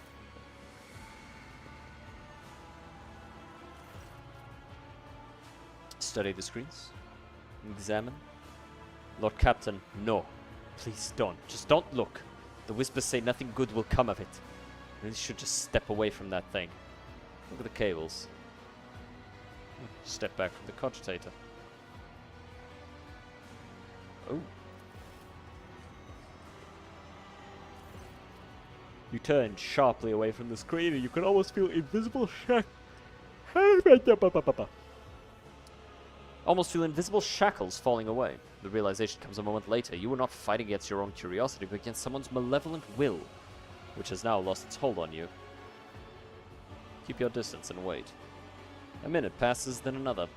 You watch Heinrich examine the cogitator. Sacrifices. More and more sacrifices every minute. Hecatomb determinants. The womb of this cursed machine is down on the lower levels. The auxiliary enumerator controls the system for delivering molten waste under the manufactorium's main building. This cogitator is fueled by the energy harnessed from thousands of people who are flowing beneath our feet as slag waste as we speak. But I cannot even imagine the reason for sacrificing all these people. It's inconceivable. Now we know why the fabricator sensor prized this monster so highly. The cursed tech priest and his associates created something that went beyond the limits of the Omnissiah's power. This machine is designed to process myriad possibilities using warp sorcery. It's almost finished its task. It predicts the future, Malachi. How's that even possible? Do not attempt to gain insight into the essence of the machines corrupted by the archenemy, at least not if you value your soul. I have encountered the heretics' mechanical abominations before. To truly fathom their nature is to allow a particle of death into your heart. But the fruit they bear, no matter how abhorrent their instruments, the fruit they bear could be useful. You intend to let a creation from beyond the veil do what it was designed to do. Is it not your calling to protect your kind from the schemes and temptations of Salem Thresh? This isn't Salem Thresh, bitch. This is the other one. You cannot understand this, Xenos. Knowing one's enemy is the path toward destroying them. If in order to prevent countless future calamities I must perpetrate one of my own, such as my duty to the Golden Throne, not only do you not keep watch over your kin, you even sacrifice your own souls to your dead god. It's astounding. Yes. Let's allow the machine to finish its calculations. I wish to know what precisely the cult's minions were so desperate to see in the future. Perhaps if we were to increase the power, it'd be finished sooner. Yeah.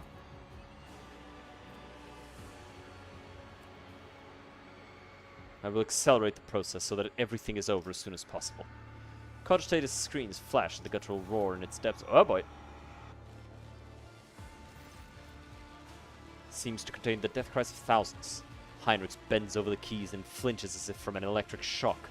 His head snaps back unnaturally, and you see his lips moving. The cogitator lets out a roar that grows louder by the second.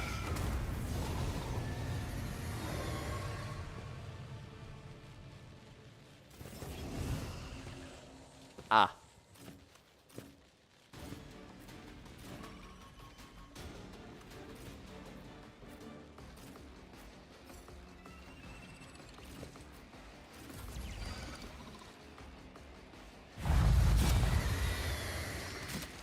Well, that's rude. Like, you just showed up. Why do you get to go first? Absolute bitches.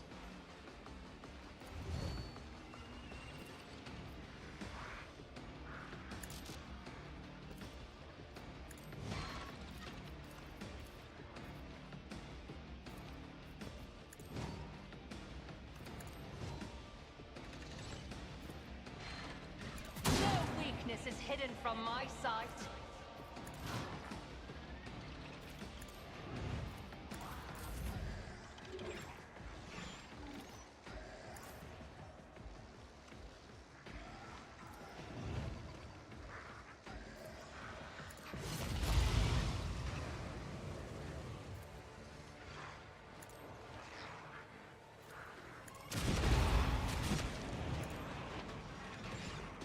Buckles.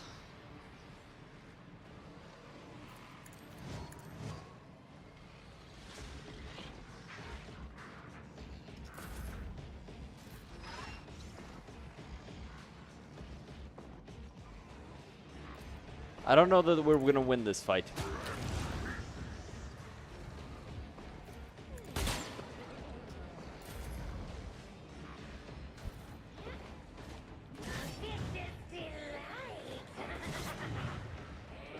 Please miss.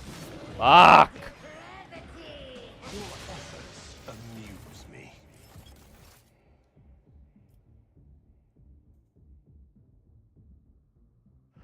Dude, are you fucking allergic to autosaves? This fucking game, dude. Fuck it. I'm just gonna fucking save some the fight, I guess.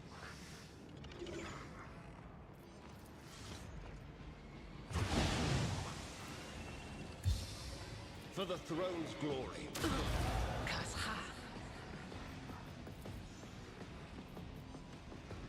Allergic to saving the game at a proper pace, man. Seriously.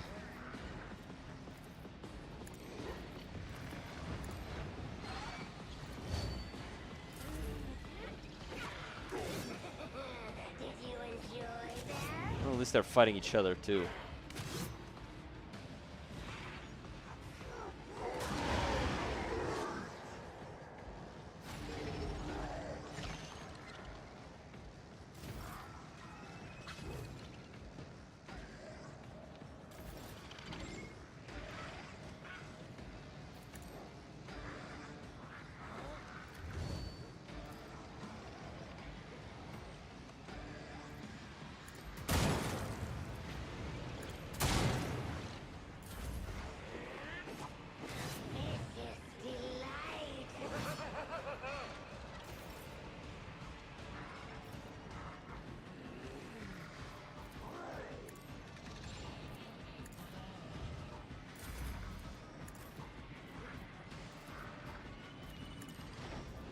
Heal myself.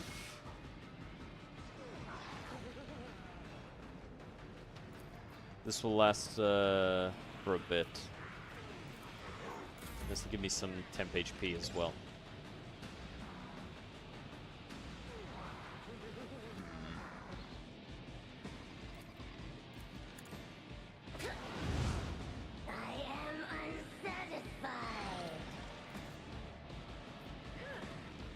My, it's time for them to run, my sweet.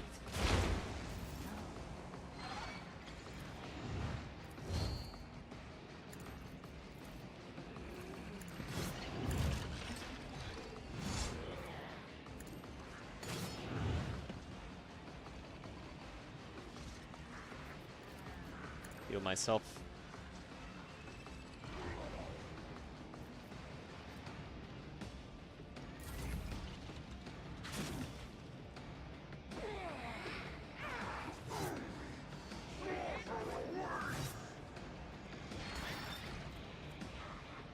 Naturally. Fuck! More demons. Shit. But of course. Guess that one's dead.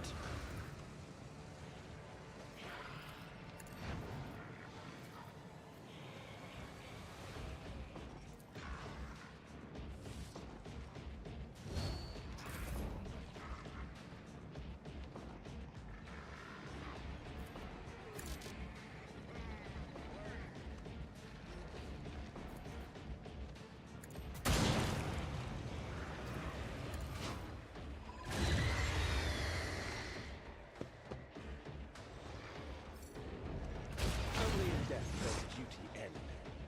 That guy just has an infinite fucking number of turns, because that's his third fucking turn that this thing takes. Jesus.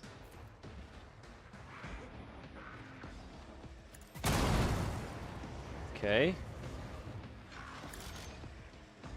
But she died, so I get an extra turn. I am not your Or I'm Zeus supposed to, pet at least. monkey.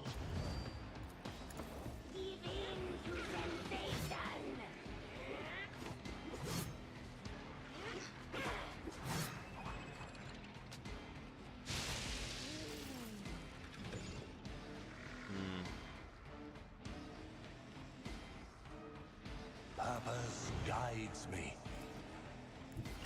I won't waste my time on that. Why? For what reason?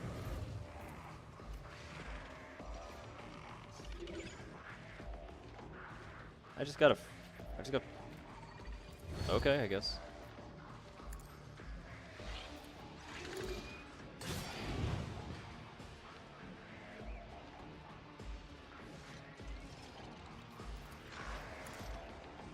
Seriously though, it is kind of annoying how it sometimes feels like the characters will go out of their way to step into hazards.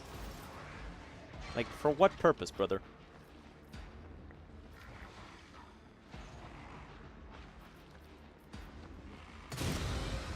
Stop summoning more demons, you son of a bitch! Let's see to it.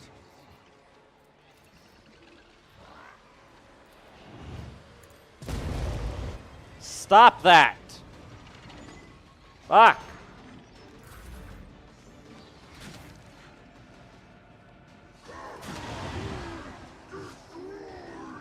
Intrusive thoughts 1. No, fuck you, I'll summon more and more. Like, god damn, that's not even like... It's not even like it's a guarantee for him, it's a guarantee for the other bit. Stop taking extra turns! You have taken 3 fucking turns! Stop that! Cheating ass bitch! Straight up cheating, what the fuck?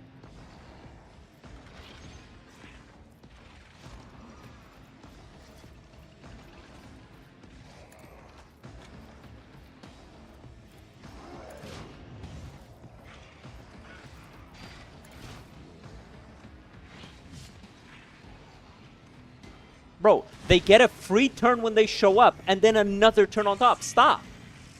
Like, you already had your turn. Sit the fuck down. It's not your turn anymore. Let somebody else play the game. Annoying. I will triumph. Ruin back. You cannot change this path.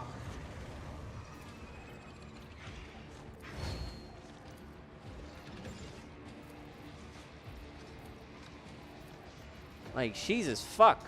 Alright. Hopefully this will keep me from getting mauled.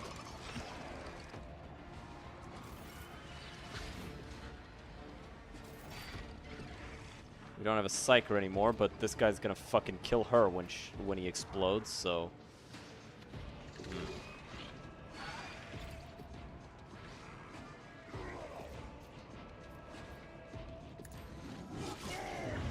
Yep.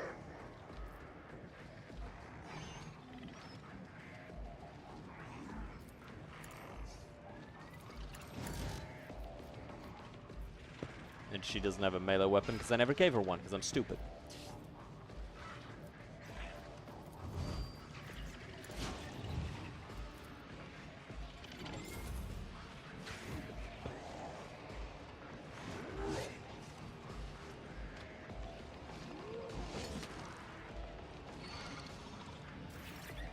Okay. We're probably gonna have to finish this now if we want to actually live through this. So.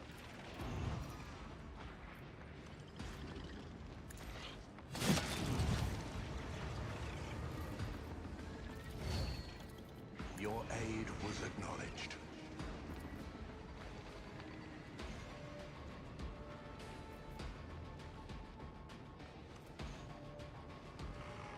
He's gonna explode for 119. One death shall reign. My momentum got too high. Hopefully these guys can't hit me. They're meant to be weaker, so... Hopefully.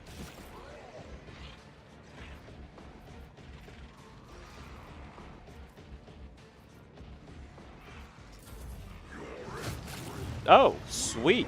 Thanks. Hey, we're not done. There's that guy there. That's what this machine was put into operation for. Countless symbols and numbers containing knowledge of things to come. Of my specialties will find a way to decipher the corrupted code. I hypothesize that my services will not be needed. You are correct, Magos. I am grateful for the help, but unfortunately I must conceal the fruits of our labor from you. As you have seen, my caution is well-founded.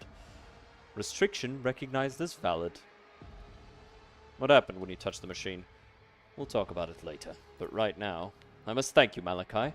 Without your help and cooperation, I doubt I would have reached the depths of Kavagama and learned the truth behind my agent's dispatches and reports. I would never have ended up here, and I would have never have succeeded in hampering the cult's activities. My business on Kavagama is concluded. It is time to return to the mission that brought you to the industrial world. The only thing I'll ask of you is an audience when we return to the ship. Uh-huh. Well.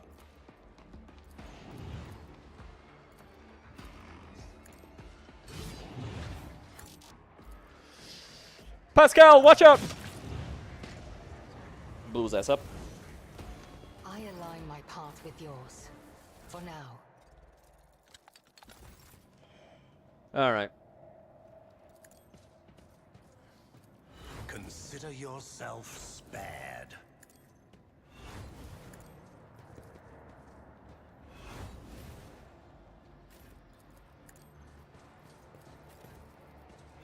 The fact that the main guy that carried the whole fight had one injury, not even a trauma, just an injury. Man was built to kill. That's it. That's all I'll say. This isn't a bad one.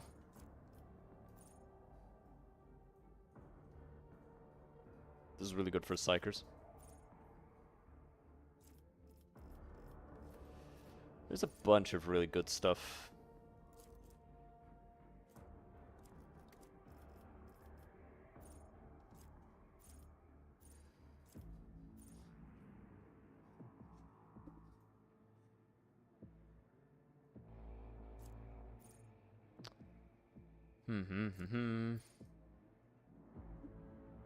I'm having an anxiety crisis. I need to touch the tentacle monster.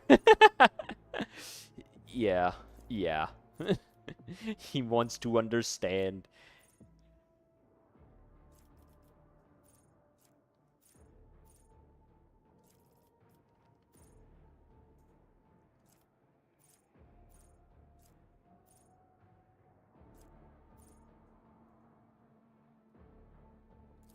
Ooh, bonus to strength equal to 20% of maximum wounds. That's gonna be...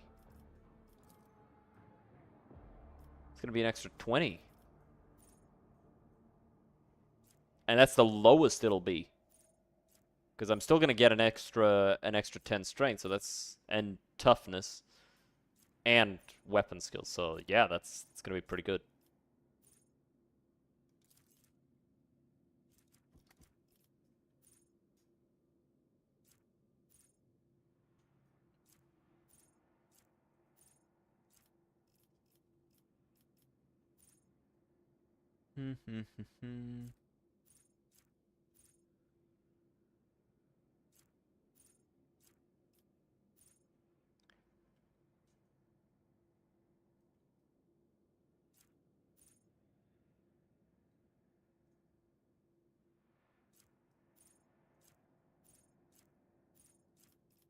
Yeah, I'll go with peak condition.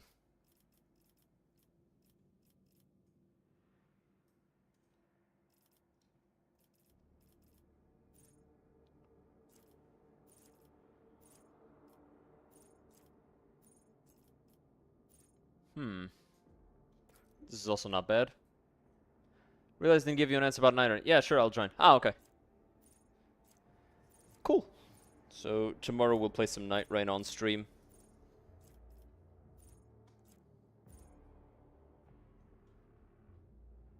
Guarantee a crit with Reckless Strike. That's not bad. I don't really be charging or nothing, so...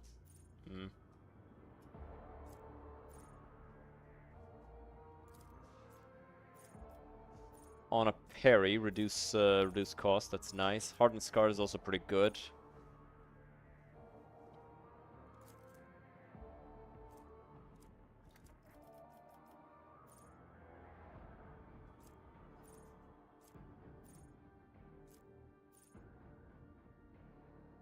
Hmm.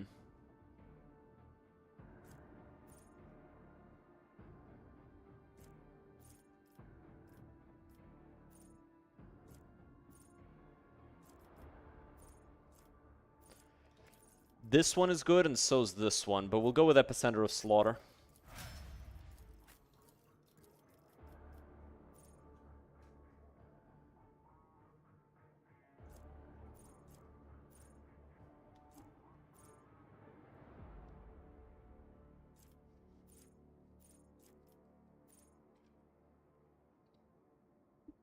She does have pretty good dodge, so sure.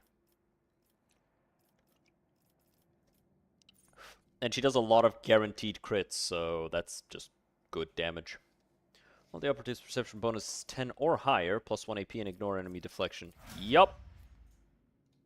Her perception will eventually be that high, so... might as well get it now.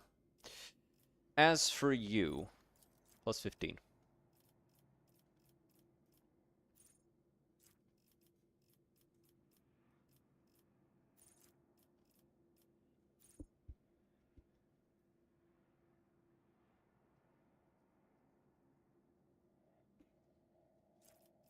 Hmm.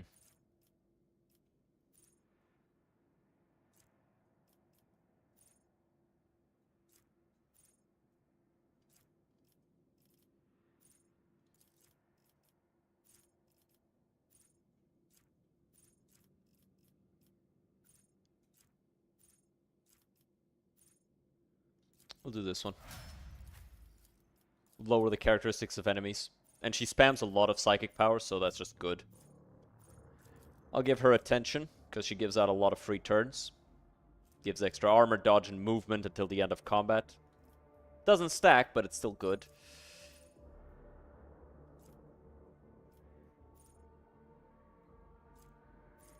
This is for officer.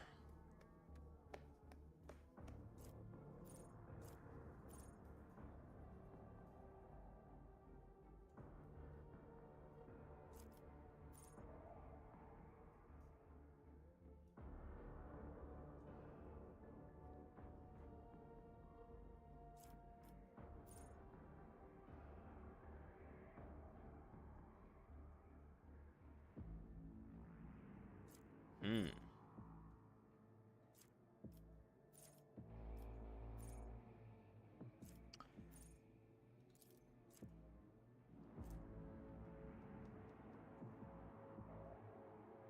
Sure. I think my problem might just be that I've been low on resolve this whole time. And just have done nothing to increase resolve. Psyker Extremis. She's still not a Psyker Extremis, but she will be soon.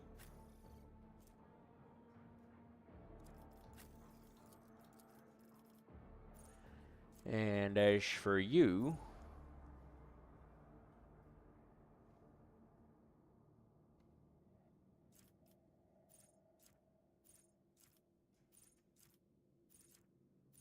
you don't have much dodge, so it's not that good for you. Degraded defense might be nice.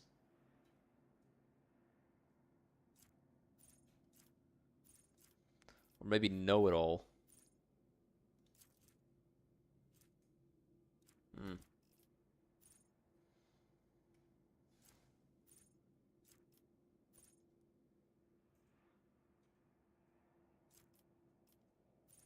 This is gonna go to Elliot next. There's a lot of really good ones here.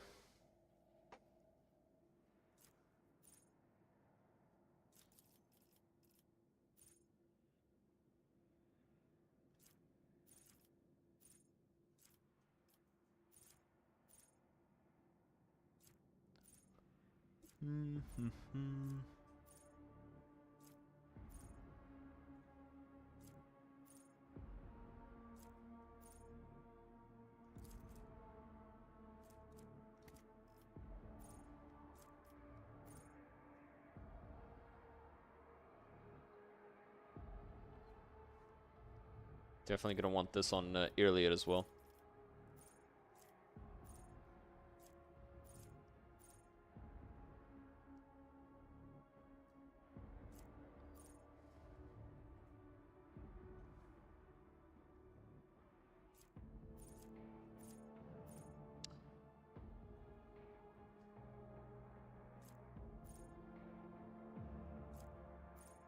Sure. You benefit a lot from that sort of thing.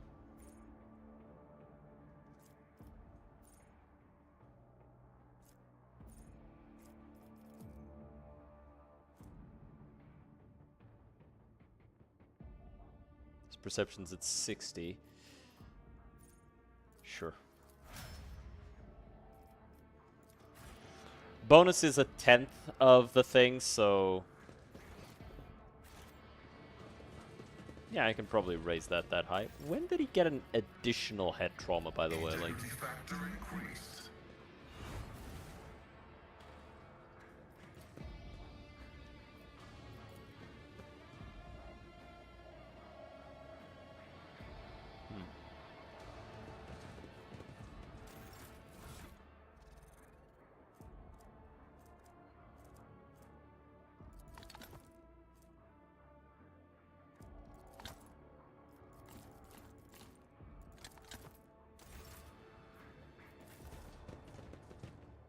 gotta spend those.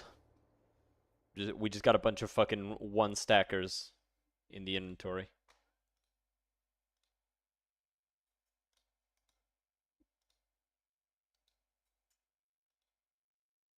Come on. There you go.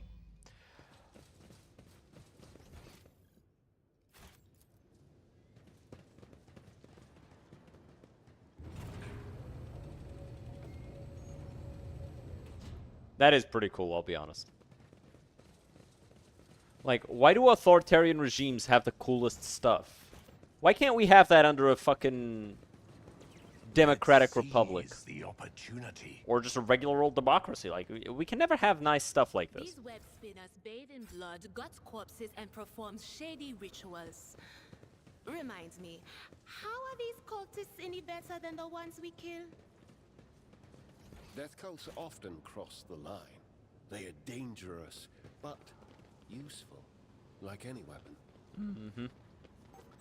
What he said.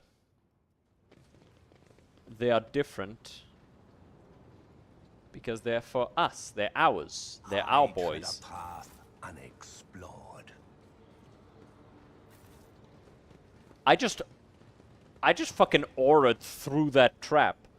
I just stepped onto the trap and it didn't explode. It was terrified of me. Ah.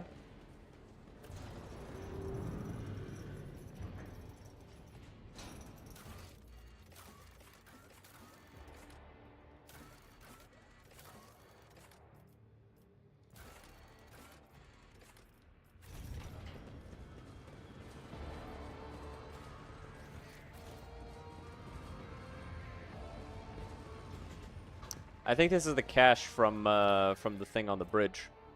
A flamer digi weapon. Ooh. Caramel. Scrap. Scrap. And what's in there? Please be nice. It was not nice. Just a flamer digi weapon? Really? That's it?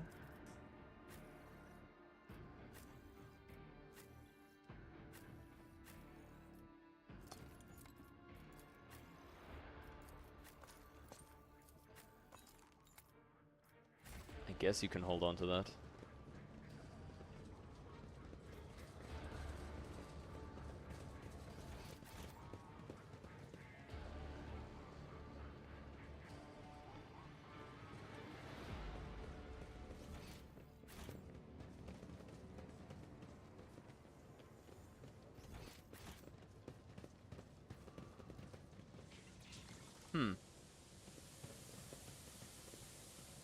A lot of blood and dead people. There's demons. Let's go take care of him. By the way, I replayed Dawn of War 2 over the weekend. Man, that's such a good game. I really like Dawn of War 2. I kind of feel like I should replay the Dawn of War Definitive Edition on stream too. You know, just to reminisce with y'all. I heard your footsteps in the void. You are Von Valencius, are you not? Initiating arrest procedure. This unit is using a fabricated identification code which constitutes a grade 4 transgression. You're a heretic, are you not? Merely a seeker of knowledge. However, the experiments I have conducted extend far beyond the allowed limits of an ordinary transmechanic tasked with maintaining a planetary Vox array. But ever since I received that strange signal, my ears have been opened to what I had previously considered to be forbidden knowledge. Every night since then, I have been tuning my Vox station to that very frequency and listening to the voices. Like, vibes, I appreciate that. Venomous Interrogate Elite, bro. That shit hard to read. The reason for the failure of this unit's operations has been established. You have fallen victim to the cognitive corruption of chaos. Your computing processes have been disrupted. You are defective. Defective? I reveal truth. I comprehend. Yeah, identify. Yeah, I don't care about talking to this guy.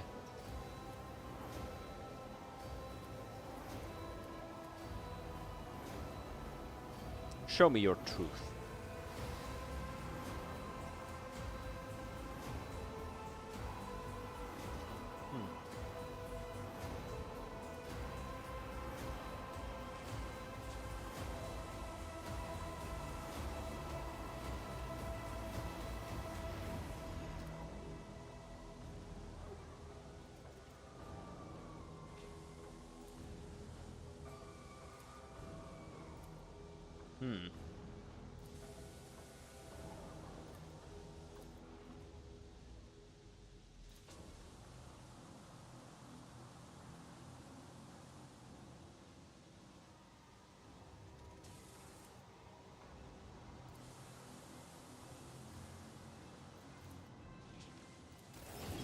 Alright, well, he wants to fight, so we'll fight him. I was wondering how this would end.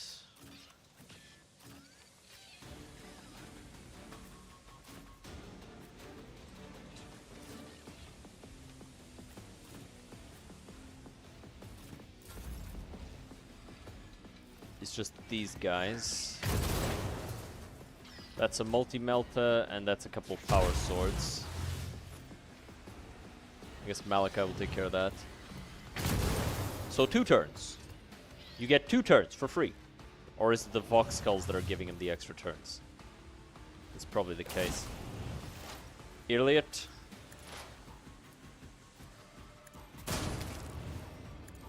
Hear you moving. No There. more.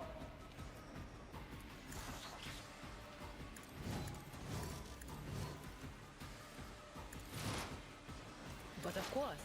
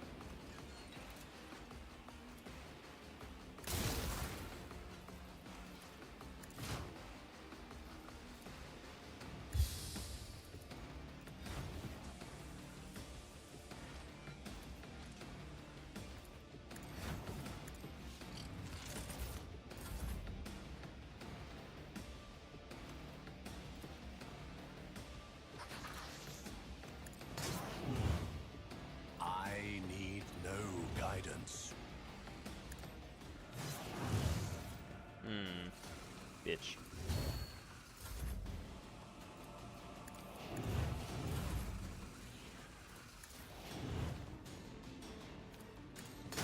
Purpose guides me. Accept my offering. Hit this guy. Oh, he's almost dead. Finish him off.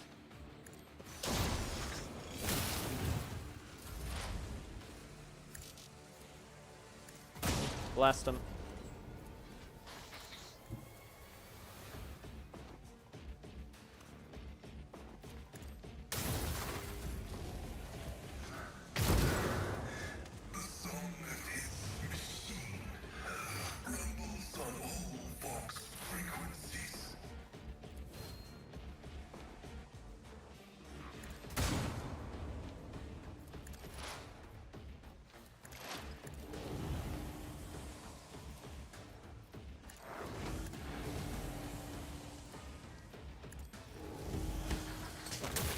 There you go.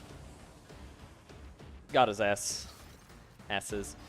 Until to pull that thing out of his head. Revolting. What if it's contagious? Request denied. The value of the data justifies the risk. Yeah, let him just do the thing.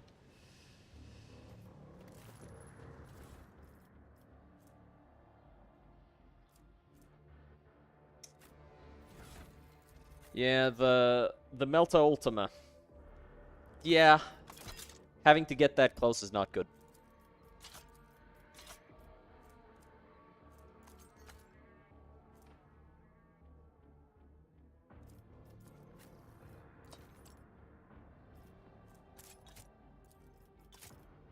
There. He now gets a big bonus to his willpower. The world trembles beneath my feet. Your help suffices. Time to leave my mark upon the galaxy.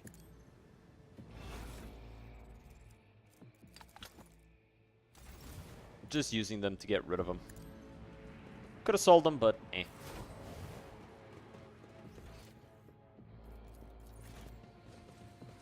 Go grab that.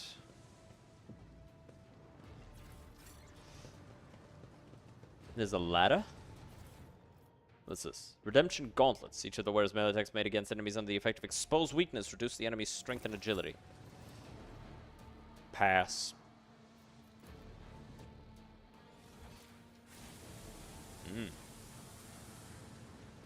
Okay. Warplord.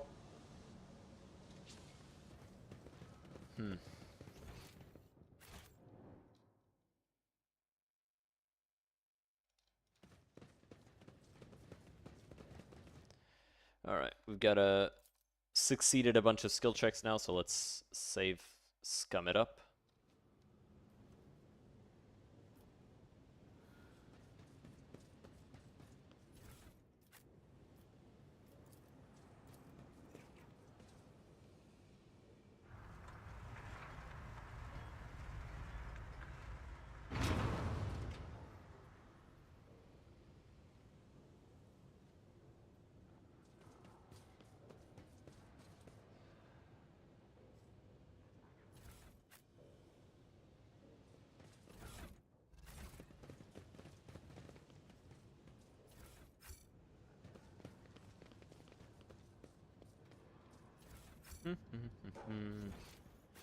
I thought it was a bunch of saves, not just the one.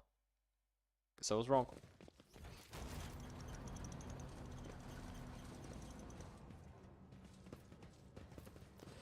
Jay, go do that thing you do.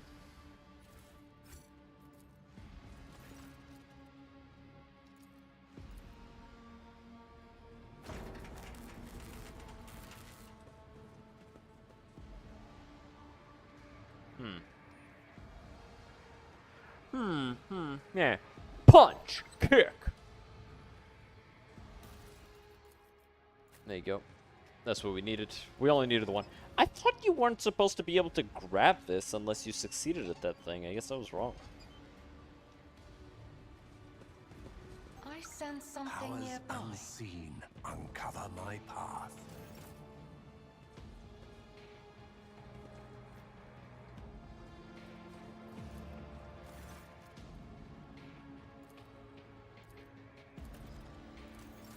Alright, we've got the data bank.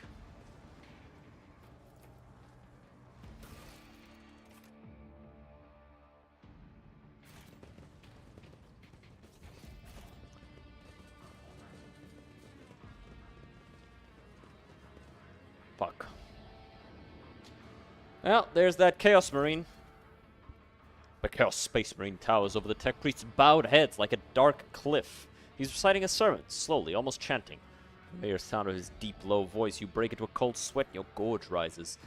Listen, for my words reveal to you a path from the darkness unto the primordial truth, which has thrown open its gates for wayward souls, seeking deliverance from the shroud of lies and torments of enslavement. Your minds have shed the bonds of the dogma that has guided you into the abyss. Accept now the hope granted to you by the greatest of the word-bearers. I knew our meeting on Rykard Minoris wouldn't be the last, but to run into this anathema here. Kevakama did not merely succumb to heresy, Malachi. Your world is in the clutches of the greatest evil known to the Imperium. The Noosphere signature of the defective units has been archived. In accordance with the sacred commandments, I will tolerate no heresy and hereby sentence you to categorical disposal without redemption. Voice. That voice. Have I heard it before? Oh no. It's like it drowns out all other voices. Let's leave. Quickly, please. Listen. Those living a lie will not see the truth until they have renounced their false gods. Only through your faith does the reign of those corpse worms hold. Worms that devour your very body, reeking weak souls, gnawing at your eyes and ears so that you do not turn them toward the true masters. Your world, a foundry in the realm of corpses, was given the honor of serving as the crucible of the oncoming victory, and we, the word-bearers, shall be at the tip of it, as well as those of you who can overcome the slander of the false idols. The incinerating fires of Kiavagama will birth weapons whose advance heralds the coming of a new age. An age wreathed by the glory and resplendence of chaos undivided. It feels as if with each of the Chaos Space Marine's words, the light around you dims. Something tickles your face. A thin rivulet of blood is streaming down from your nose, dripping onto your lips and chin. Oh!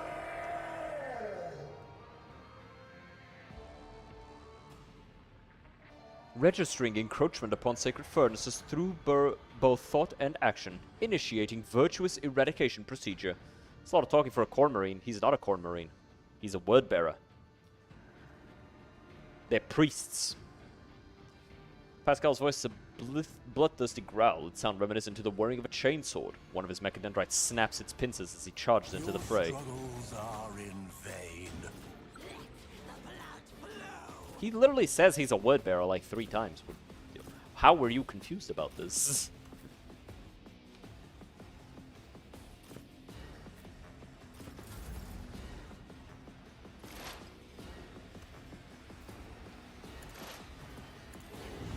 Blind his bitch ass. Not who I meant to target with that.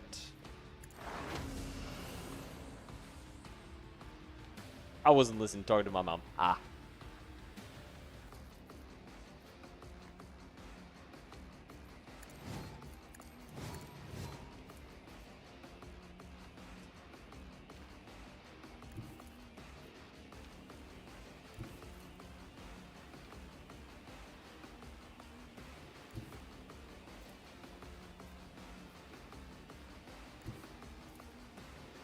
Cover me.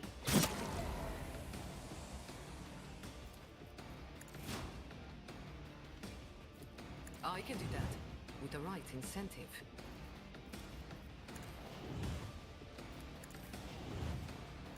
Let's get you on top of that guy. Yep.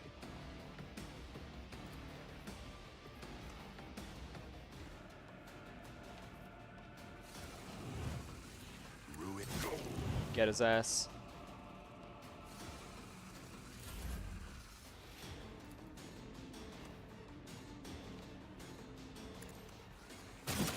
and takes that guy out.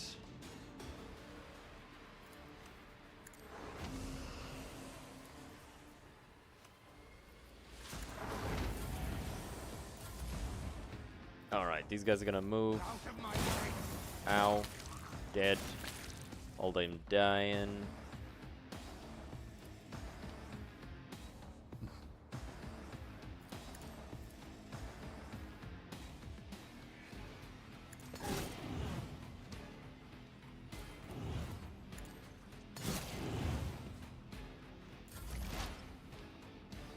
I understand your intent. If it's so, another soul slips beyond the veil.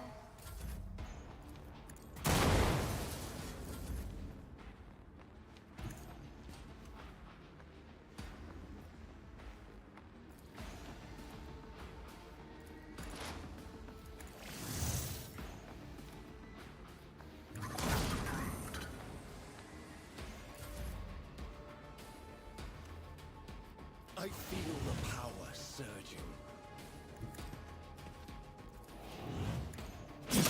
There you go. Jay, go do that thing. Do that thing you do.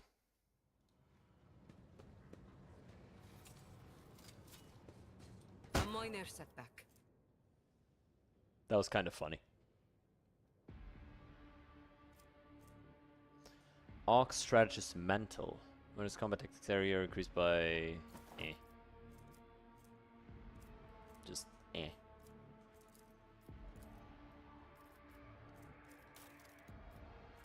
It's a good bolter. But it's for an Astartes heretic. I'm sure we'll get another one.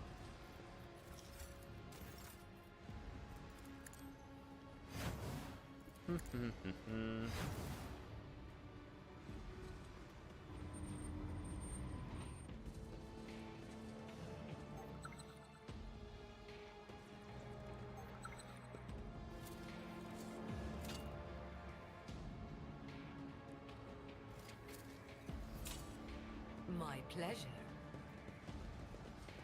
Embrace true power.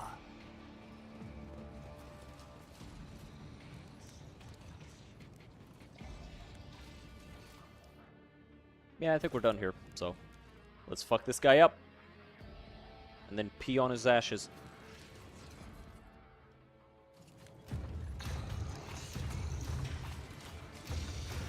What up, little bitch?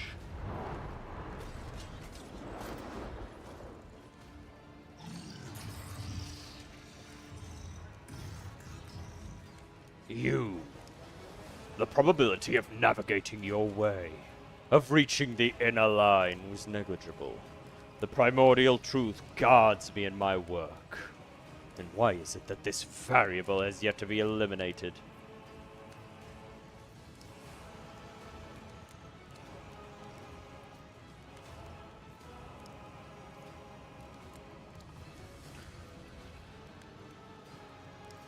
It appears that your masters have turned their backs on you and now you are on your own. An impossibility. I am not a variable that can be extracted from the process without acutely affecting the probability of its successful realization. Possibly a stress test. Unexpected. You could still save yourself. Let us stop this nightmare together. I saw the strange constructs on the lines of the Manufactorum. What mad machines are you creating here? Steel creations destined to serve the designs of truth. Did you see the elegance of their form?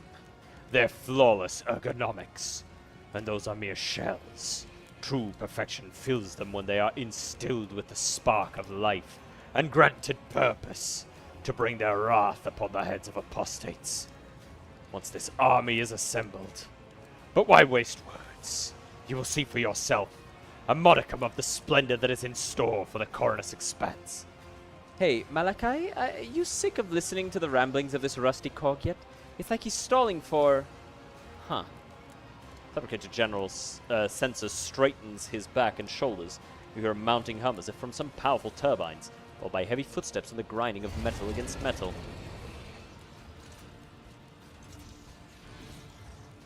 Forge Fiends, 2 of them. You see, the existence of that thing would be a lot scarier in this fight if there weren't another one right there. You know? Like, you kind of fuck it up by not doing it. What is that thing? We fought something like that before. Witness the weapon designed to carry the glory of the dark gods into the darkness of the corridor's expanse. My shepherd has sent me one of his iron angels so that its very presence may instill faith and awe in the hearts of his flock. Accept the greatness of the primordial truth, united with the might of the new Kiavagama, and perish. Spirit of the warp, bow to my will and defend me. The words never escape your lips. The moment they touch your tongue, they scald the inside of your mouth and cause you to choke and cough. Nonetheless, the warp spirits heed your intention, and the air around you begins to pulsate with crimson flares. All the sounds in the Manufactorum are momentarily silenced as the steel fiend skewers you with an intense and baleful gaze, which then shifts to the fabricated sensor. When's the next Fear and Hunger stream? Probably when the update comes out, which, you know, it's supposed to be this summer, and we're closer to the end of the summer, so, you know, we'll see. We'll see. Okay, they're all gonna get to go first, so... Fuck off.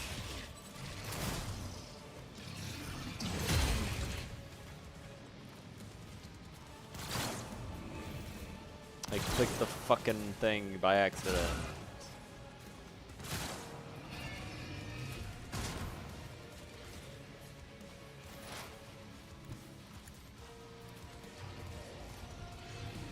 Okay, who hasn't gone yet? You. Die. Maybe a modded Funger? Could be, but it's like, I don't know, man. I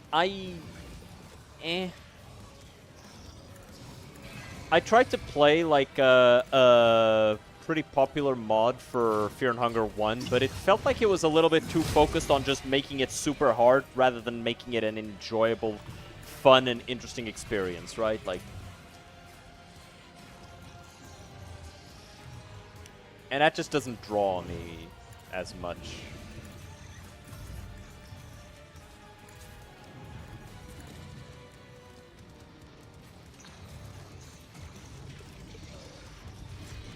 I will triumph. Ow.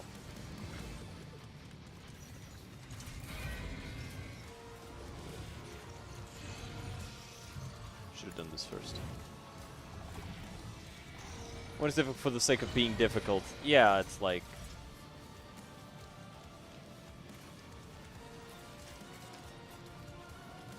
Commands are more pleasant to give than to follow. It's just... to me. I can understand why people like that stuff. But for me, I'd just rather not. You fucking bitch.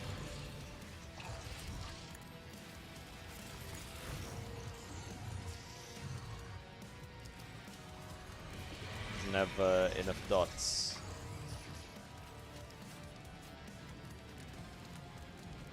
So that's 1 plus psi rating, which is now 6. And the staff's level is 13. So that's gonna be from 1 to 6 times 13. That's 60 plus 18. That's 78. It's not bad damage. Hit him.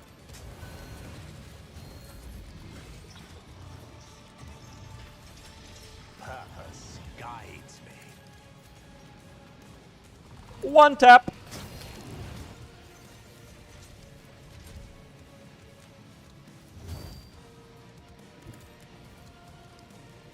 I need.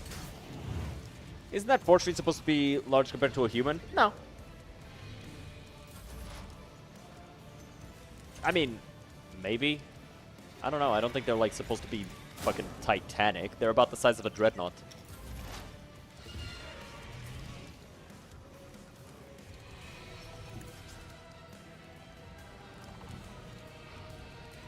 So yeah, that looks about right.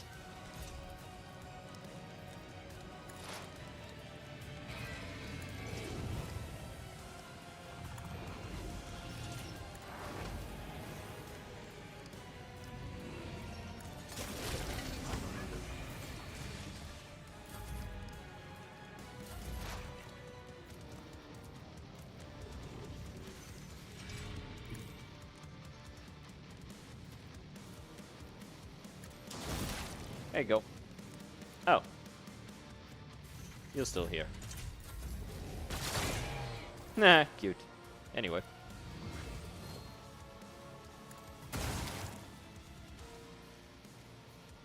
The steel behemoth standing before you twitches every so often. Its frame emanates tainted miasmas as if its metal plates can barely hold the endless anathema contained within its fabricated cage.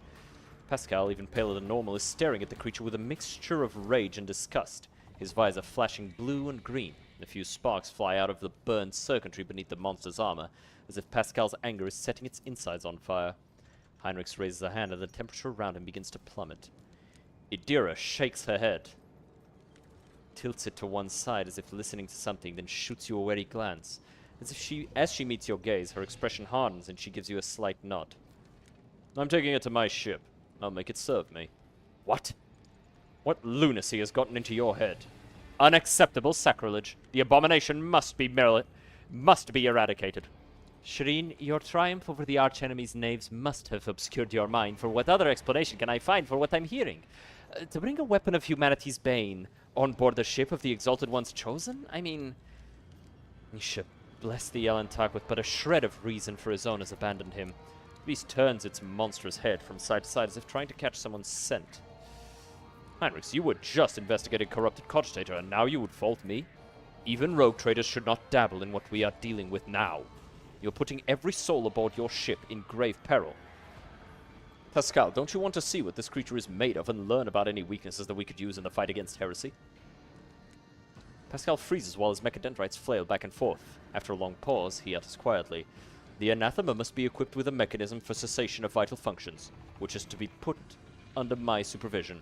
Then its existence can be prolonged for the duration justifiable by the sacred mission of comprehension." What a hypocritical ashmag you are, Cog.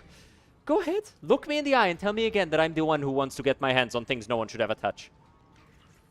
Iliad, you have my word that I will keep this thing under control. Iliad shoots you a gloomy look. You, who cannot control his own mad ambitions, frighten me far more than this monster. Well, my decision is final. We are taking the machine aboard. Heinrichs raises a hand, and an unseen shroud of cold instantly falls upon him. He's gonna kill it, isn't he?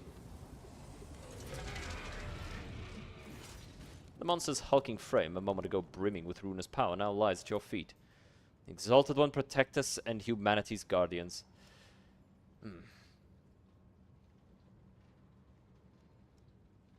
Blasted, I was looking forward to enjoying my new toy.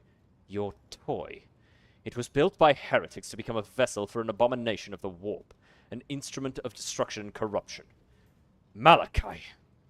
Enough! Your obliviousness to the true atrocious nature of this creation is staggering, Elentak. Stop, for I wish not to hear another word of this madness. Alright, we're done here. It's time we pressed on.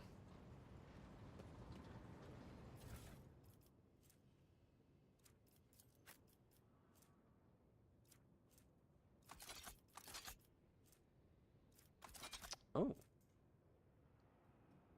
I don't think this was here before. I think it's new.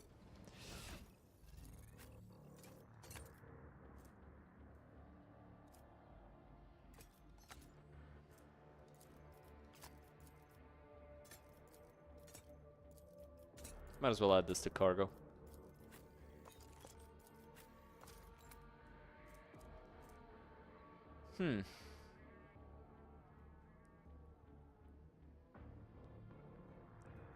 Force cell radius around the target.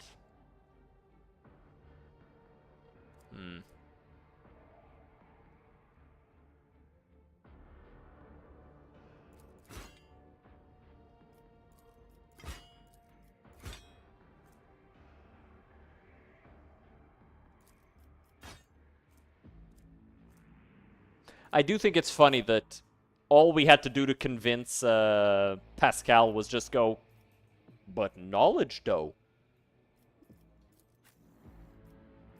At which point he folded. Instantaneously. Which, yeah, fair enough. Plus 3 damage, which isn't accounted for here, so it's actually 23 to 33, so it's actually a little bit better. Yeah, fine, fuck it. Okay.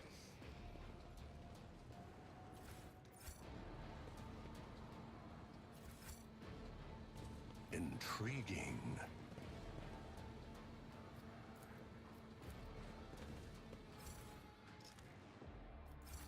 Alright. And let's leave. Oh no! A vision from the warp! No!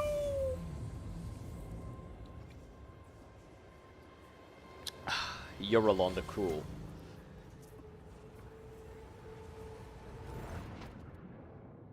Sharp pain pierces your head, and the light dims in your eyes. You smell smoke and burning. You feel a wave of nausea. Your legs buckle, and your knees hit the metal floor. In that same moment, the Manufactorum surrounding you disappears in a whirlwind of mist, ash, and grey shadows. Try to get a better look at the figure. You squint and wipe away the tears, and for a moment your vision clears. Before you stands a mighty giant clad in dark power armor, lavishly adorned with bas-reliefs of snarling demonic silhouettes and punctured with prayer scrolls. 2 braziers are mounted behind his shoulders, burning with unnatural blue flames, and emitting thick black smoke that curls and twists upward like a funnel. Behind the giant you catch a brief glimpse of a crumpled figure bound in chains. I am the master of those who have been felled by your hand in the holes of the primordial truth. I am Eurolon the Cruel. The souls of my followers return to the fount of power they served, crying out for me to cast my gaze toward this sacrilege. And what do I see? Yet another lackey of the Corpse Emperor. They call you a hero. An empty word. A worthless pedestal among hundreds like it, all built by the lackeys of the false god in their hubris and ignorance. This pedestal will soon become a sacrificial altar, and you will become yet another reminder to the expanse that no hero can save it from the truth. The giant's voice causes the storm raging around you to die down somewhat, as if the very sound of his voice is enough to make the whirlwind subside. You glance at the huge warrior and notice on his chest a winding azure symbol. The shades of blue seem to glimmer and mingle together. It's cool art. Where are we? Where have you taken me? This is the bridge that connects our minds, created by the will of my slave, whose fate you should be envying. The Psyker is useful enough to me to be left alive. You, less so. What do you want with me? I want to look upon the one who has disrupted my flock's duties and my master's plans. That warrior from my legion, the Fabricator Censor. You think of their deaths as a triumph. However, it is but a minor hindrance on our path. There are other worlds that serve our goals. There are other sources of plasteel and adamantine. Revel in your victory. It will change nothing.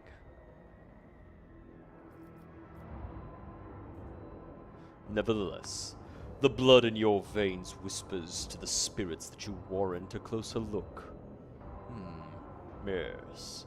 You are a descendant of the rogue trader whose warrant Conrad Voitrius sought to obtain. By defiling the relic and binding it to himself with the tethers of the Empyrean, he was meant to become my servant. A rogue trader who would do the work of the truth. But then you interfered. Could it be that you wish to gain the true god's favor instead? Do you wish to present the corpse's relic to me and serve the truth? Hear your very blood calling, begging you to submit to me. What would be the point of futile defiance? Rise to your feet. Conquering the weakness and pain, straining every muscle in your body, you slowly rise to your feet. Straighten and stare Eurolon straight in the eyes. He smiles, but there's no mirth in his eyes, only malicious curiosity. The kind with which one looks at an insect with its wings torn off. This isn't your first time meddling in the deeds of the Word-Bearers. You were there on Rikard Menoras, and so I want to know if you hold in your hands that which is not yours to hold. And you will tell me yourself. You feel your blood start pumping alarmingly in your temples. Ooh, that's cool. Chains around me. At an increasing pace, as the wind is knocked out of you, but then the drumming in your ears quiets, and your heart, which was about to leap out of your chest, slows its rhythm. It appears I am not the only one who appreciates the value of a pet psyker. I will make good use of your watchdog when my servants get to you, especially since the soul of your leashed sorcerer has already been marked by my lord. Oh, I wanted to do the heretical option. Oh well. That. How does he stand beside you, white as a sheet, eyes wide, grimacing. The air around him seemed to roil. Though the phenomenon passes almost immediately. As he begins to speak, his voice sounds hoarse and cracked. That was not easy. I sensed the presence of another psyker. Someone made contact with you mentally, then tried to harm you with sorcery. I did what I could. You at least appear unharmed. Can you remember what you saw?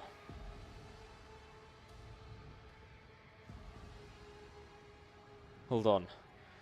That servant of Chaos claimed that the soul of the psyker who was protecting me... It was a Chaos Space Marine. One of the traitors to the Imperium. I don't think it was he who touched your mind. I wouldn't have had the strength to go up against a psyker from the ranks of those monsters. He might have forced some mortal to do his bidding. Perhaps it was through the same hapless medium that he sensed the deaths of his henchmen. Such indescribable power. To have reached out to your mind at such a distance. He said something about Theodora and my blood. About how the blood in my veins will lead me to serve Chaos. I see. We could theorize later. Although, I will say, Malachi, that his words do not leave much room for interpretation. The Manufactorum around you looks the same as before the vision. Maybe the shadows have grown a little deeper and darker. You dust yourself off and continue on your journey through the darkness. Didn't expect that to terminate the connection. We saw the Manufactorum using the Heretics' engineering plans. The blast furnaces are lit again.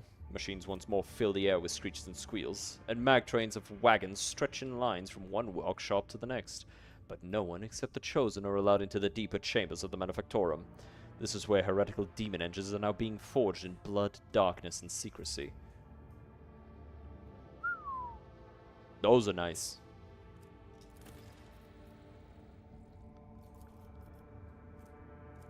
Cursed Boots.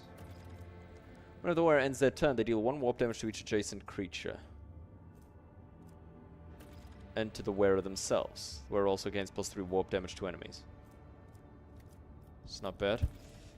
Dark Marquesa. Marquesa? I give up. Hand of Xenocide.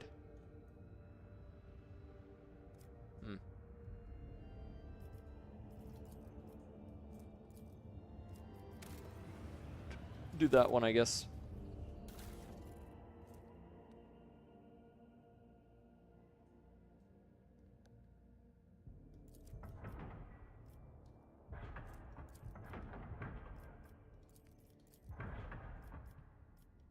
Actually, no.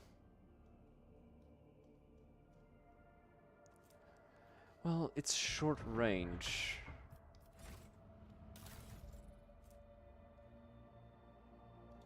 Fuck it, sure. Whatever. Let's level you up.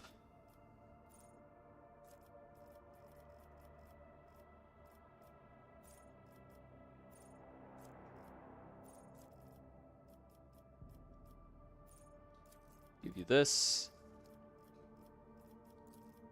And that.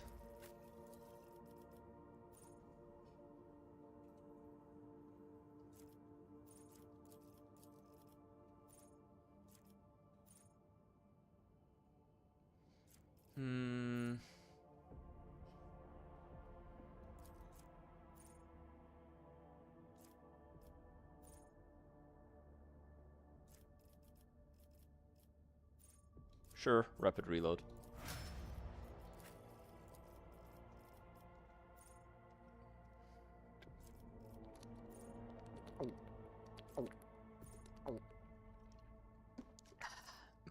Hydration.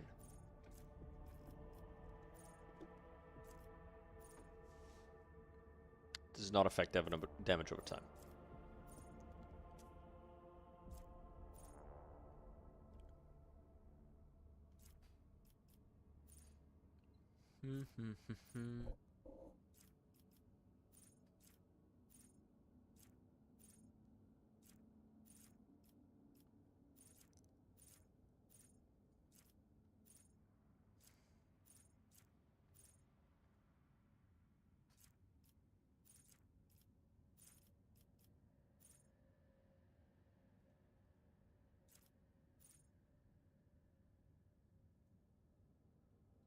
Sure. Let's grab this for her, I guess.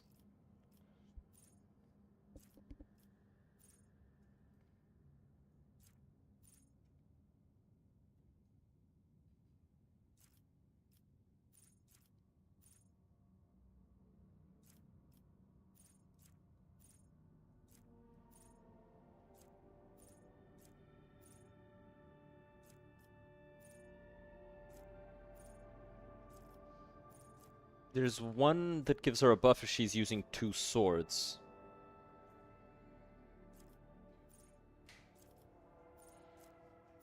Which I don't think I have yet.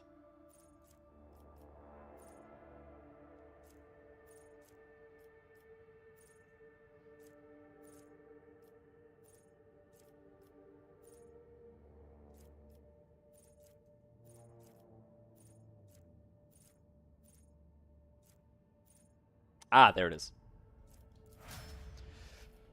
We'll have to get her a second sword. As for you, you give people extra turns. Firebrand. Which is the one I should have given Jay, but whatever.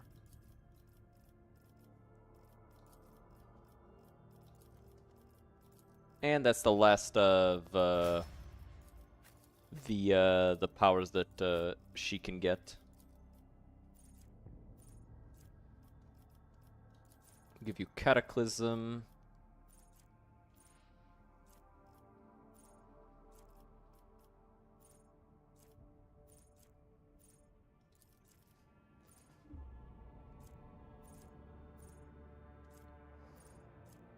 Anything that'll increase the damage of his... actually, second attack action, yeah. Sure. It's a good one.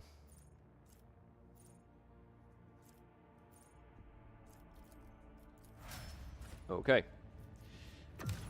Now, we got a heap of stuff. Let's go sell it. A whole heap of stuff.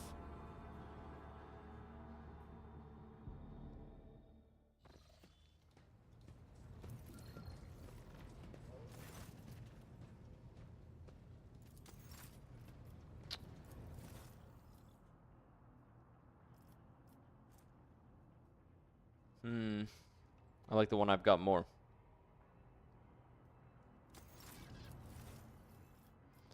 I do want this and this.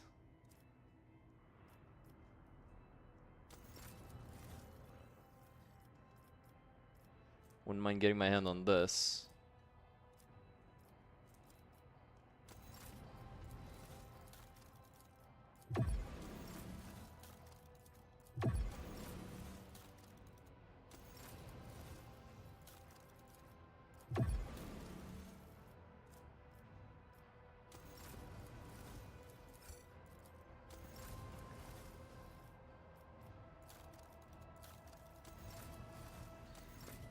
Alright.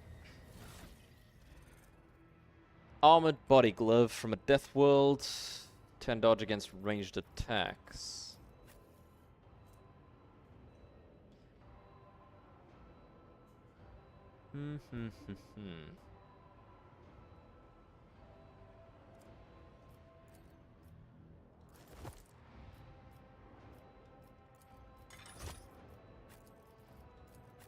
I think I'll give this to you.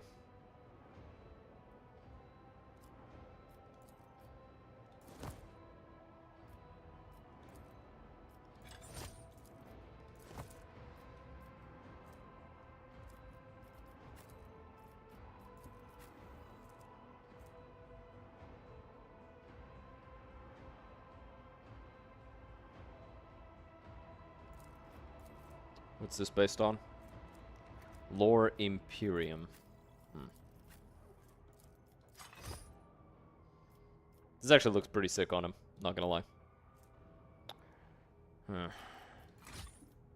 of a shame.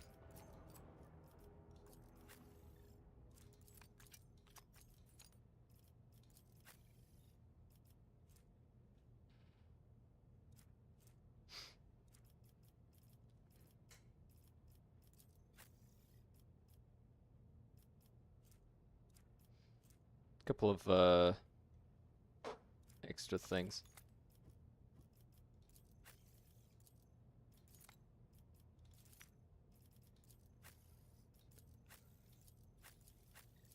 Anybody here who would benefit from this? I guess you can hold on to that.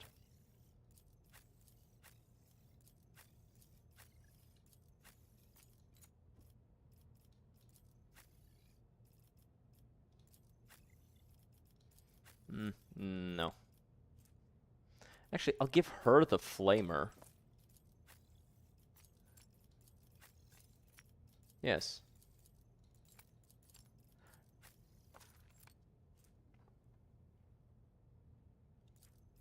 Yes. Now she's also got a flamer. It's an extra source of attacks that lets her maybe, you know, maybe get some fire damage going.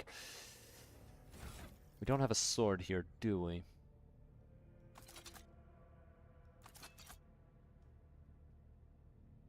No.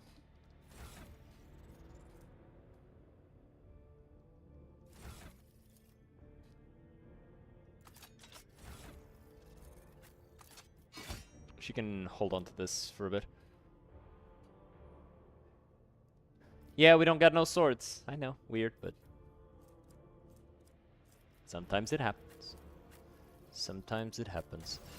Okay, so he said he wanted to talk to me.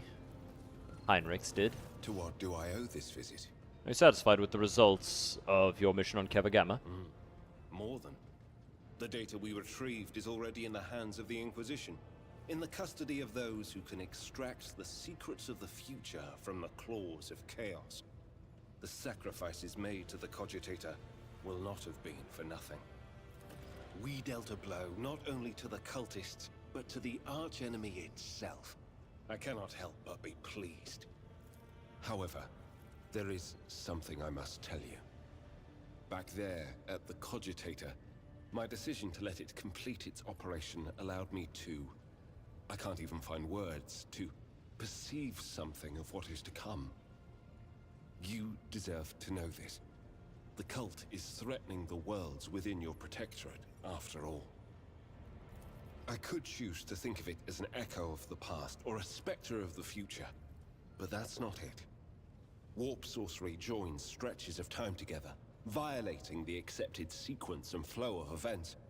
I heard a resonance of the person behind the cult. I faced demons more than once before, but this? I couldn't have imagined such a concentration of evil and corruption. I am convinced that one of the greater demons is behind the cult of the Final Dawn.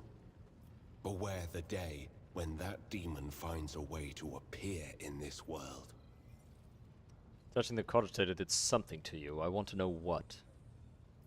I touched the corruption of the archenemy. Did you honestly think the experience could somehow be a pleasant one? Psychers, even sanctioned ones, even those who have performed all the rituals, passed all the initiations, we are all gateways to forces hostile to humanity.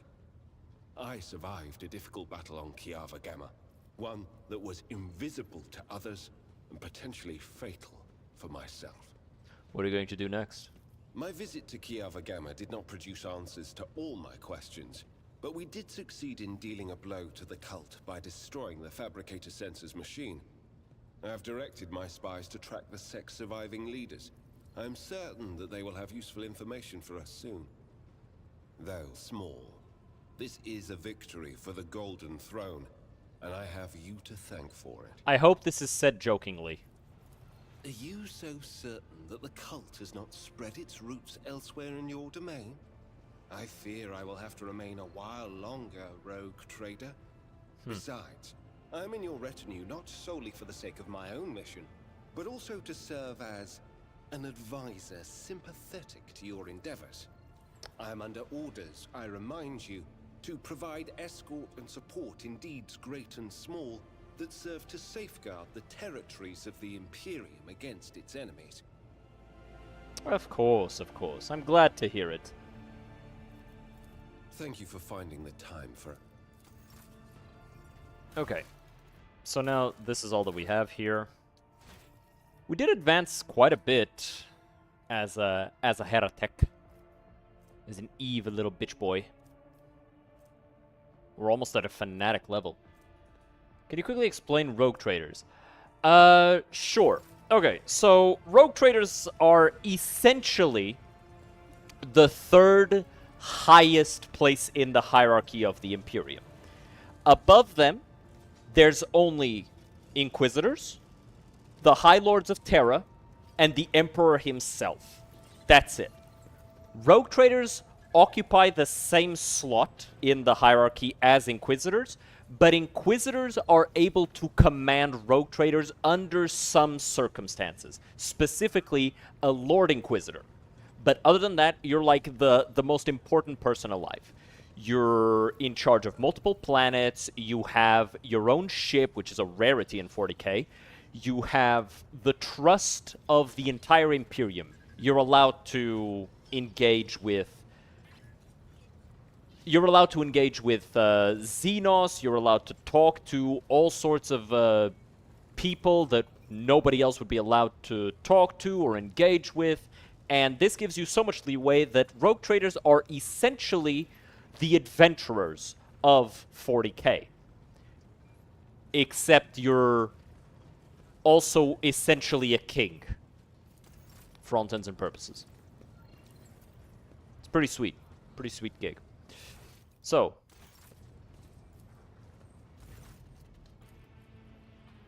Nomos stab true. Stat check in it. In it, bruv. Nomos incident status initiated. The great mechanism has transformed the secret data into a format that you can comprehend without the assistance of a servant of the Omnissiah. The databank decryption procedure has been completed without complication.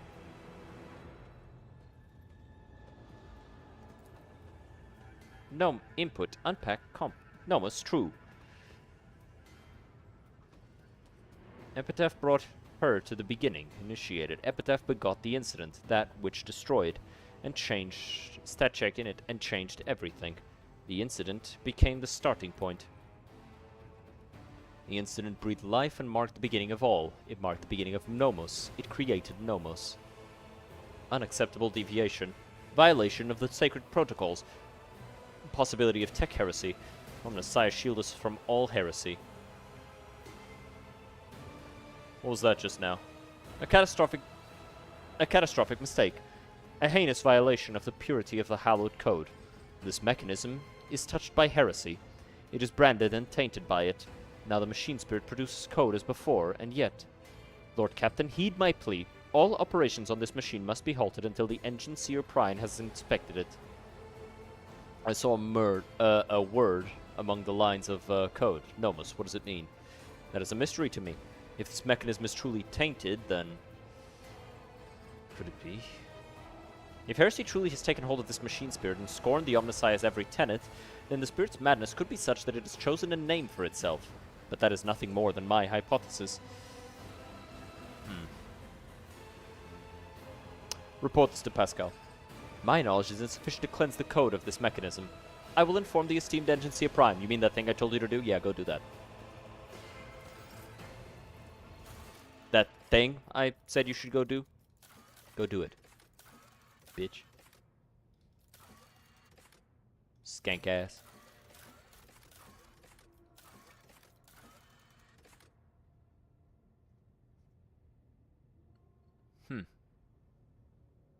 If only some pirates remote never didn't have to blast this station with torpedoes.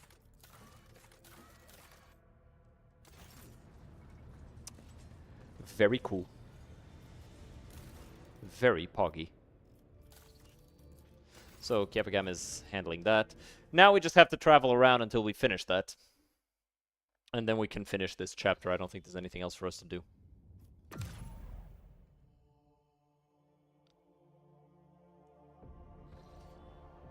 Lord Captain, our astropathic choir received a message from Dargonus. The noble houses expressed their gratitude for the restoration of trade routes between the remaining Von Valancius planets and expressed their deepest condolences for the loss of the worlds that did not survive these dark times. In addition, Governor Drivestem has sent a private message to your lordship. I humbly asked the rogue trader for an audience so I may deliver it. Okay. Come on, deliver the message.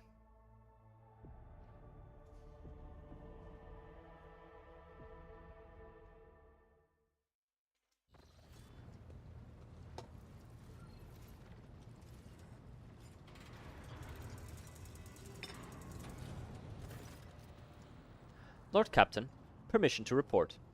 Your Wiselex mechanics have analyzed the state of the Protectorate. They believe that thanks to your decisive actions, the acute phase of crisis has passed.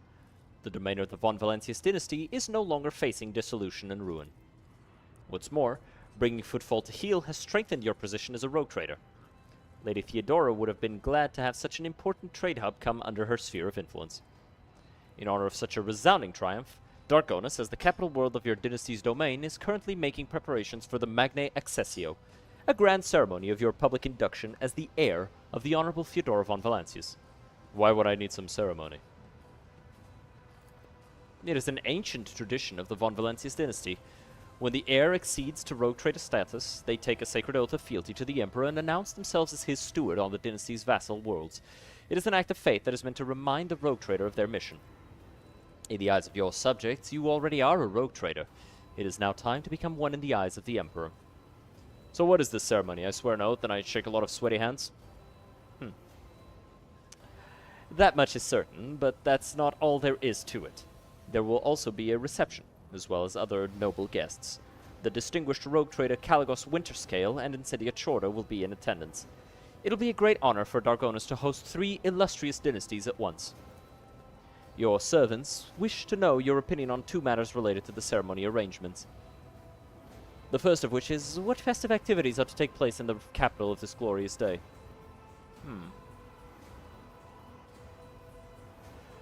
Now, what does the rebel like to see? Give out enough amasec for everyone and hold fights between tougher serfs. The ability to see keenly into the hearts of one's people is a great virtue for a ruler to possess, Lord Captain. The second matter on your servants' minds is, which 2 of your closest companions will be given the honor of standing by your side during the ceremony?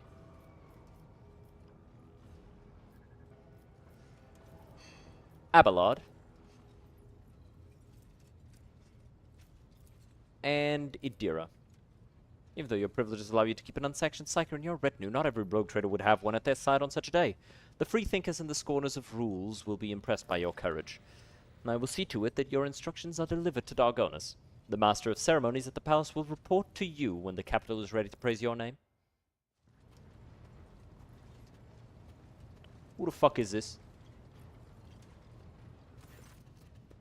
Malachi. Following the Omnissiah's guidance, I request permission to execute the report protocol that entails describing suboptimalities within the recent operations of the ship's systems and subsequently proposing the appropriate course of action. I'm listening. Initiating exposition.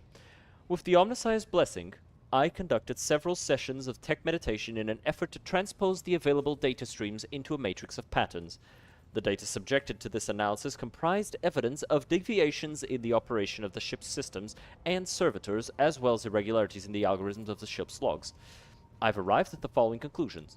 The vessel's machine spirit is most extraordinary. A full cycle of sacred diagnostics must be performed, followed by a complementa ritual. This ritual will force the spirit responsible for these recent events to reveal itself. Once it does, we will be able to understand its nature and take action applicable to said nature. What kind of action? Applicable to the entity that appears before us. If it is a machine spirit of great might, we must appease it and humbly ask about the reasons behind the portents it has shown us. If it is the abomination of tech heresy, The complementary ritual will help us purge the ship of its unhallowed presence. Very well. Let us proceed with the ritual. You have my gratitude, Malachi.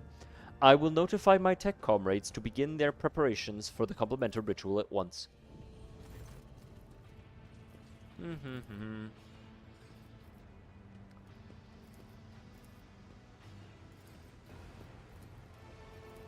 Alright. Put my hand inside of there. Blah, blah, blah, blah, blah. What's going on?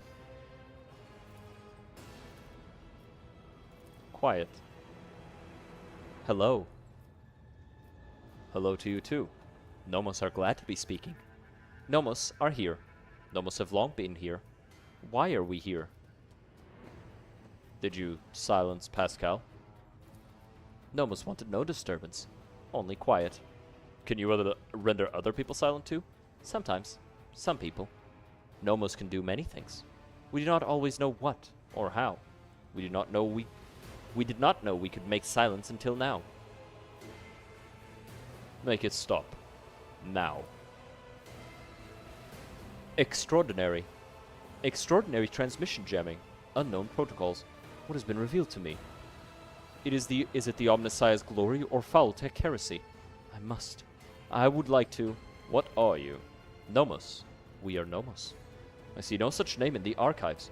It is not among the names of revered machine spirits. Neither is it among the known virus entities. The spirit is referring to our toils, to the complementary ritual and the rites that preceded it.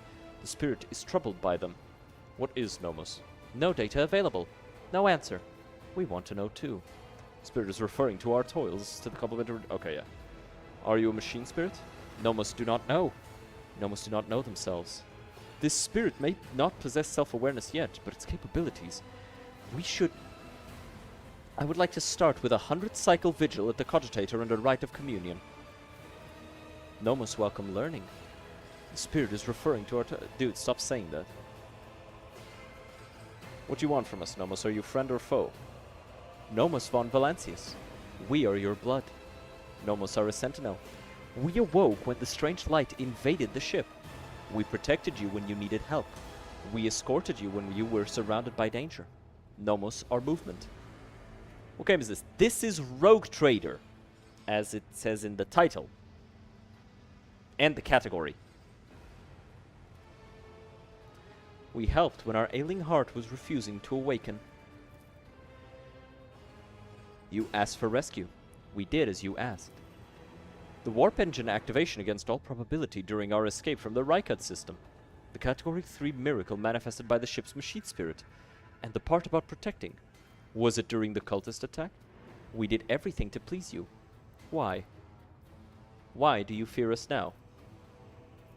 I do not fear you. I'm trying to understand you. Nomos are glad. Nomos enjoy understanding too. Malachi, entities such as this one ought to be addressed using the language of sacred rituals and offerings. Your unskillful meddling bodes ill. A decision is required of you. Either the complementary ritual is finished, or it is replaced by a rite of tech communion. In the first scenario, the entity Nomos will be banished and the sacred data halls where the entity dwelt will be reset. In the second scenario, we will appease the entity and learn more about it. No. Nomos do not want to be banished. Nomos want to help.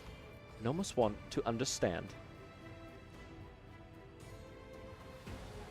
Let's start by clearing certain things up. Were you the one responsible for the ship's malfunction?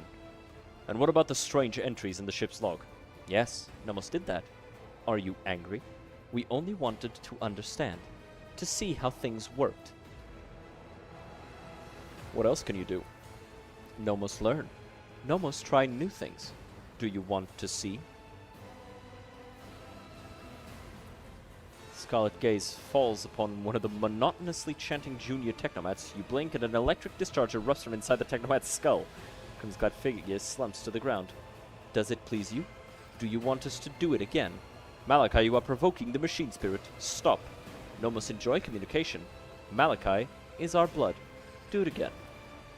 The cyber gargoyle turns its head again. The next moment, another tech priest drops dead. The remaining servants are staring at Pascal, who stands still as a statue, and yet the agency of Prime pays them no mind. His eyes are fixed on the cogitator's vid screens. Are you pleased with what we can do, Malachi? We enjoy doing things with you. What's your take on this, Pascal? Benevolent machine spirit or monster? Understanding the essence of the entity Nomos is beyond my reach at present. The hypothesis spectrum ranges from the extreme of abominable intelligence to the extreme of great spirit is the Omnissiah's apostle. The rite of tech communion appears to be a reasonable solution. The rite will take many cycles, but it will allow me to come close to identifying the entity and making contact with it.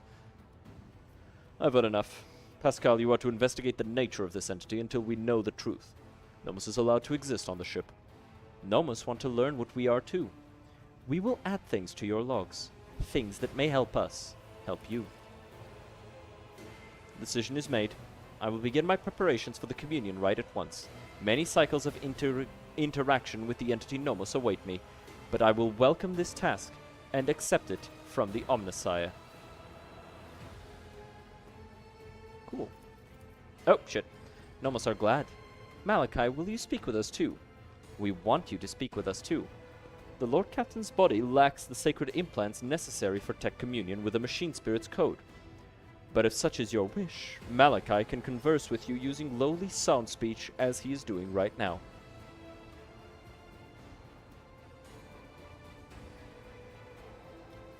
I will speak with you, Nomos. Nomos are glad. We have been lonely. Our work here is done, Malachi. I will let my tech comrades know that we are stopping the complementar ritual.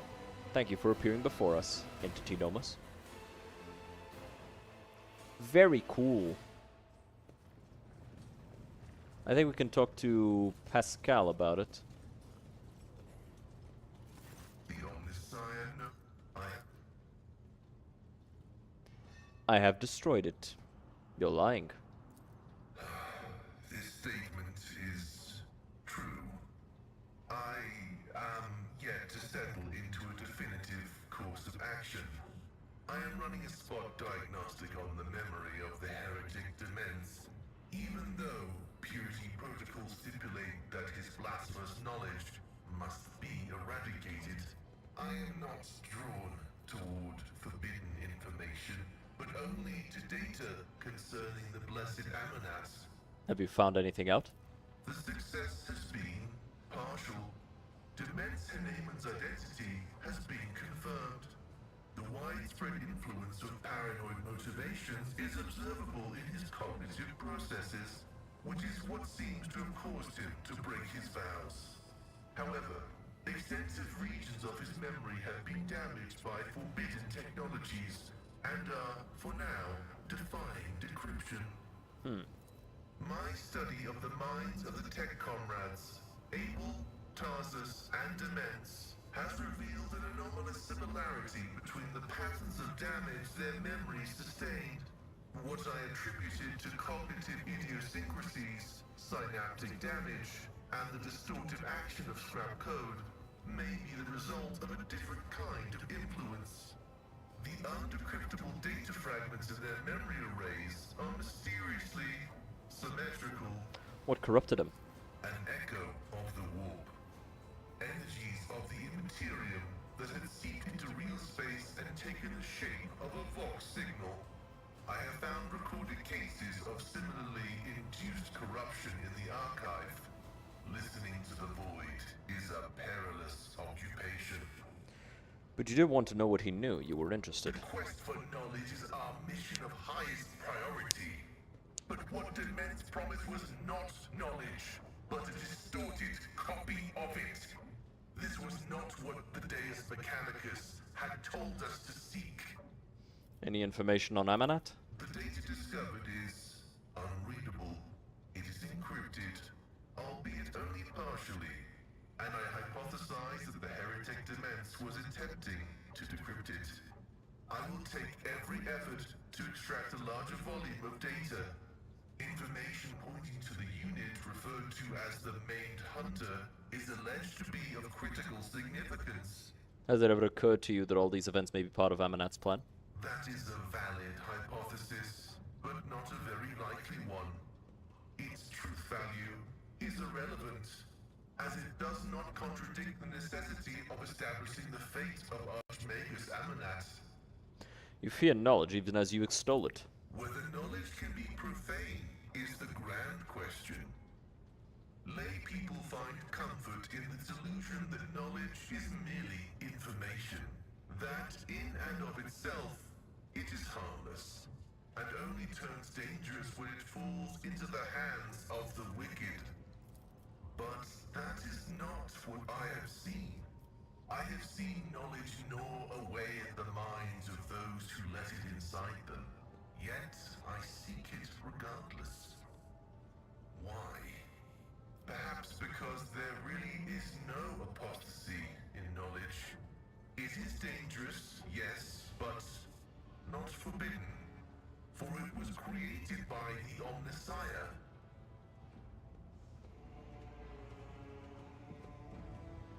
You seek knowledge because it's what you enjoy doing. So do what you enjoy. Otherwise, what's the point of living? That too is true.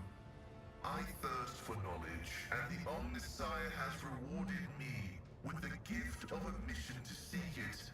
Perhaps it makes no difference to him whether good or ill comes of the knowledge I obtain. He merely wants me to obtain it. Continue research. Response: affirmative. The decryption will continue with diligence and caution. I must take my leave. May your Alrighty. So, Emperor on my right, talk to Adira and to Abelard and the other officers.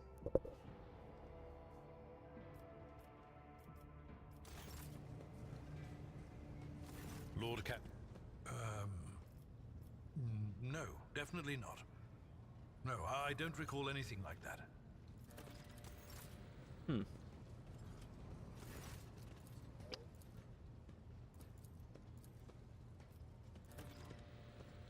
She also doesn't remember nothing much.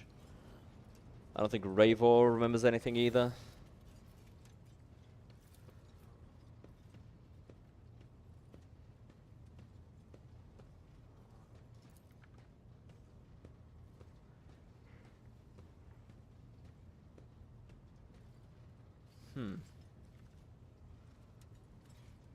Yeah.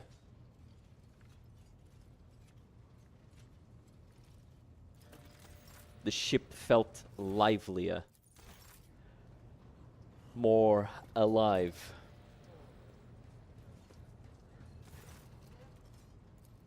They mean nothing to me. They're just words. A whisper. So quiet, I barely caught it. Like a feather landing on a pile of down. Something about damned ambitions, antiquity, terrible antiquity. And chance. Chance through it all. Oh, now I have a headache. And the stupid bloody wisp. Yeah, it was kind of helpful.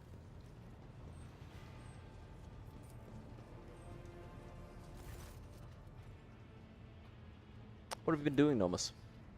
We have been studying and helping the and observing and helping the ship when we can. So many mechanisms. They would have suffered without our input. What about the research notes on the tech blight that we obtained? This name is also known to us. It's related to Nomos, although we do not understand how.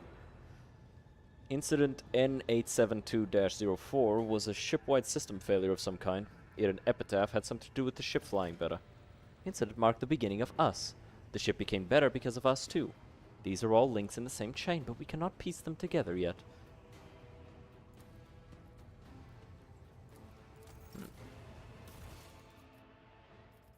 Okay.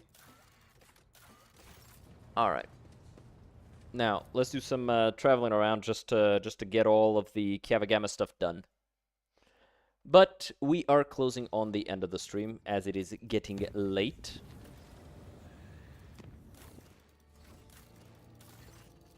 Lord Captain, the tech priests have made a sinister discovery on Kavagama. A blasphemous machine built at the behest of the wicked Cubist Delphim. This mechanism is capable of picking up the whispers of the warp. It also occasionally transmits a discording binaric melody to nowhere in particular. But no encrypted data or other threats have been detected. Seems to be a functional side effect of sorts.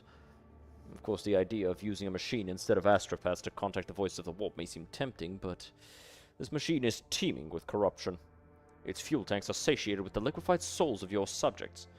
It is enough for now, but someday it will have to be refilled. How could Delphim construct such a powerful and monstrous machine?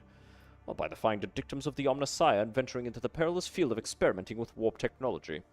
It is dangerous knowledge, but the ancient and incredibly complex vox core of the mechanism is much older than Delphim was. He probably found it here and made use of it for his own ends. Is this Act 2? Could you type, please? I'm deaf. Yeah, it's Act 2. I'm not gonna fucking type in the chat. Like, there are subtitles. I think you can.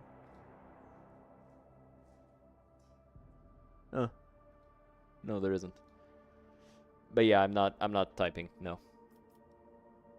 But yeah. Yes, it's Act 2.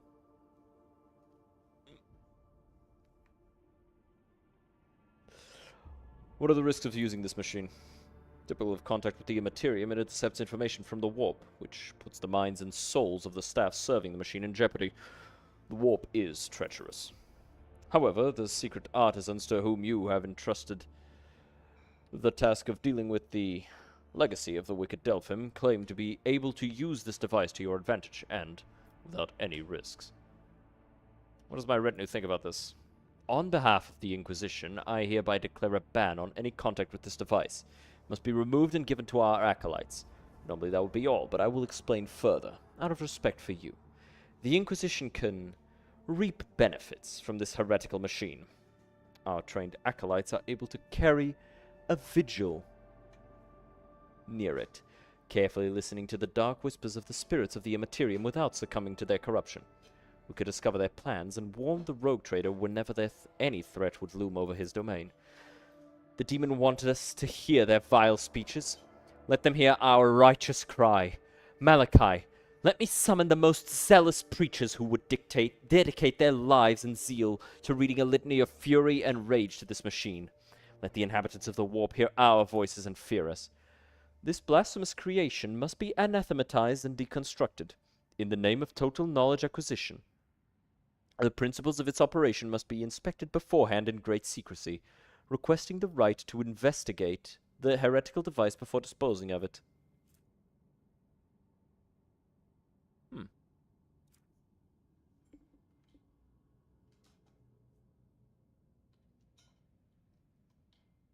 No problem, man.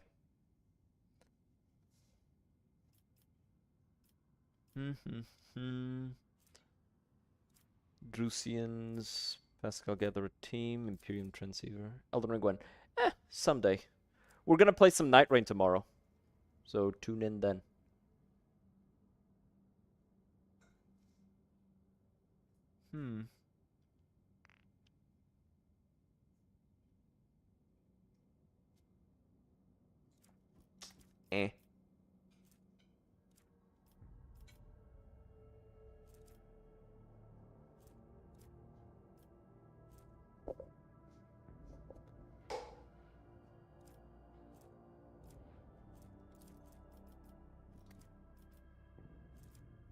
Have my special servants from the Forbidden Workshop study the mechanisms and make use of it as a replacement of the world's astropathic choir.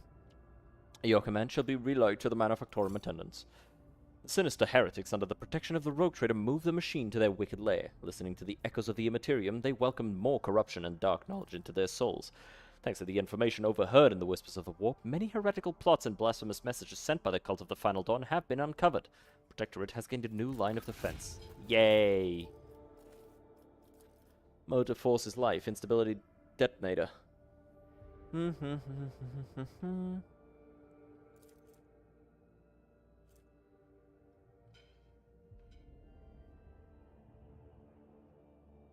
It's not bad. Doesn't hurt us at all, so sure.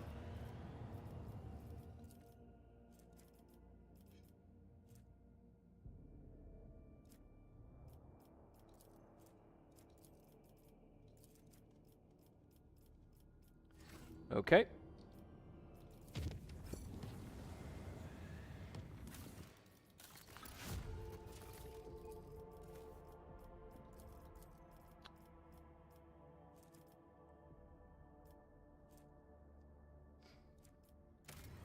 Let's get this one as well.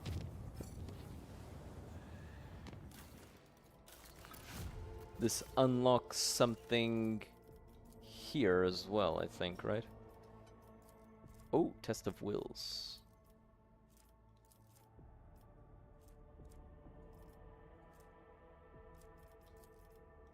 I guess do this one.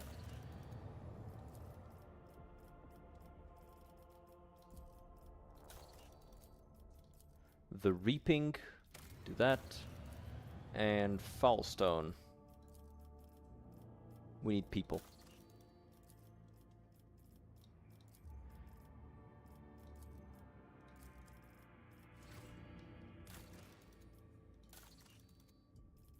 Yeah, security is pretty low here, so Vigil of the Tech Guards.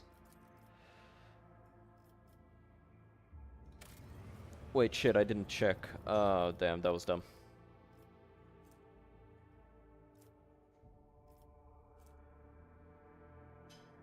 It's pretty strong.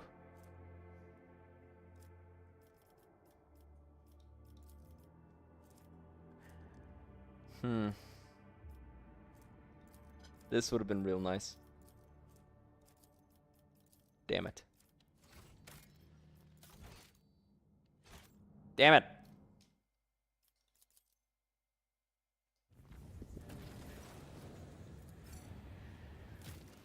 Ah. Lord Captain, after the unsealing of Lady Theodora's secret workshop on Kavagama, an epidemic of mysterious tech leprosy has broken out. Augments mutate into distorted forms, killing their hosts. Machines and even entire assembly halls break apart into fragments that devour each other, fusing into grotesque and insane forms. The Omega-18 Manufactorum, the epicenter of the epidemic, is cordoned off, but the disease will burst out of there sooner or later. What is known about this disease? We have not faced anything like this before. The plague only affects mechanisms, forcing them to transform and lose all functionality.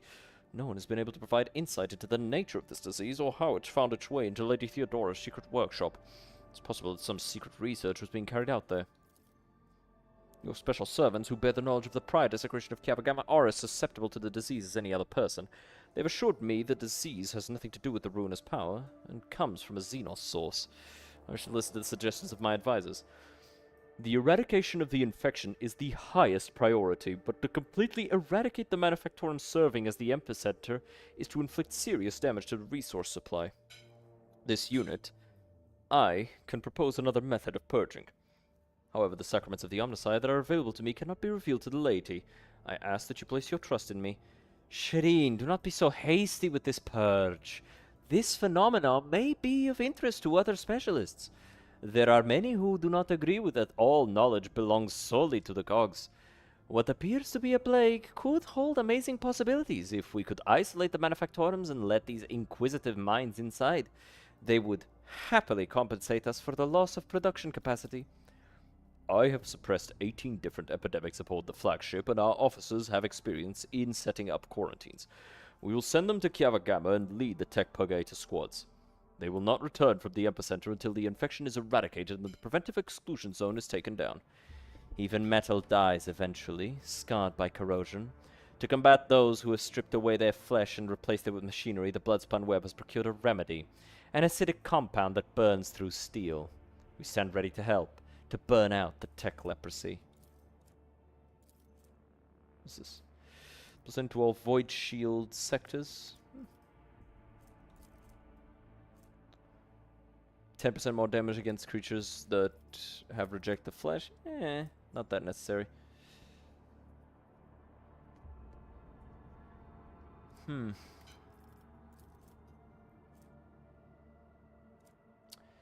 Casbalica mission improvement isn't bad. Sure.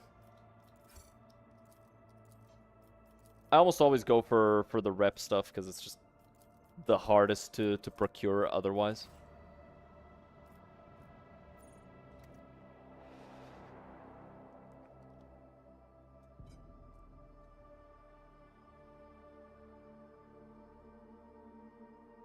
Come on, finish loading. Appreciate it. Jay, you can equip these. And I'll give this to Pascal. Yeah.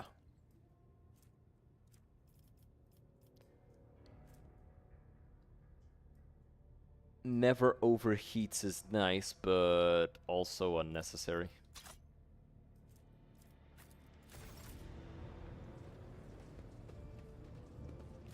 Let's see, can we get anything from the Kazbalikans? Yes, we can. You get a Storm Bolter. Deals a little less damage, but the rate of fire is higher. Cool. Cursebringer. Applies Warp Burn based on Psi rating.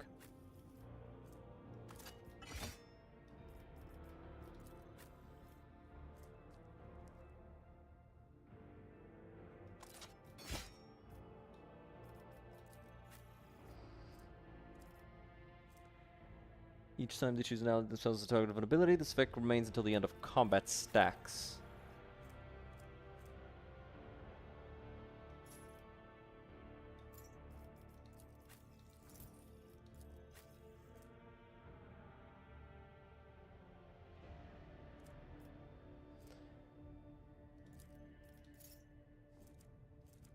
That is pretty sick.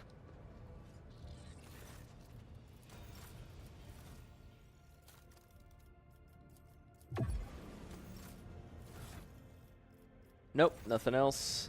Alright, so that is going to be it for today, guys. So I hope you enjoyed. Make sure to...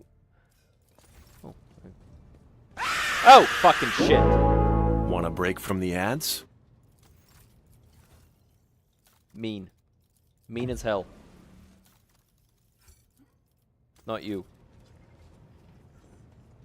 Somebody played a sound effect that jump scared the shit out of me.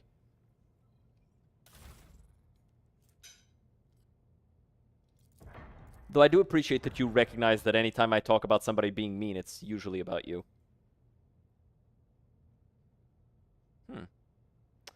80 damage. Yeah, sure. It's way more damage. This is 4 attack craft, 2 plasma bomb salvos, 4 attack craft with heavy laser turrets. Yeah, I'll take that. Okay. So. Sorry, it's cool, it's cool. They are there for your enjoyment, asshole.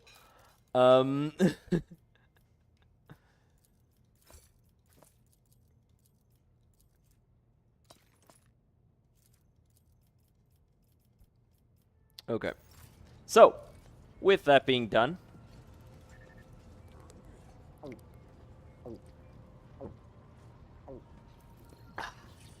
sip of water there. But, with that being done, I do think it's time that we end for today. I need to go have dinner because I a hungry little boy. Me so hungry. But, let's go ahead and drop you off with somebody else. But who? Who do I drop you guys off with? We've got Waifu, who is playing Halo, the Master Chief Collection. Somebody's playing Game of Thrones King's Road. I pity him. I feel bad for him. Dolphin's playing Dolphin Dive Pro, playing Rogue Trader. Somebody's playing Hogwarts Legacy. World of Warcraft, Claire Obscure, blah blah blah blah blah.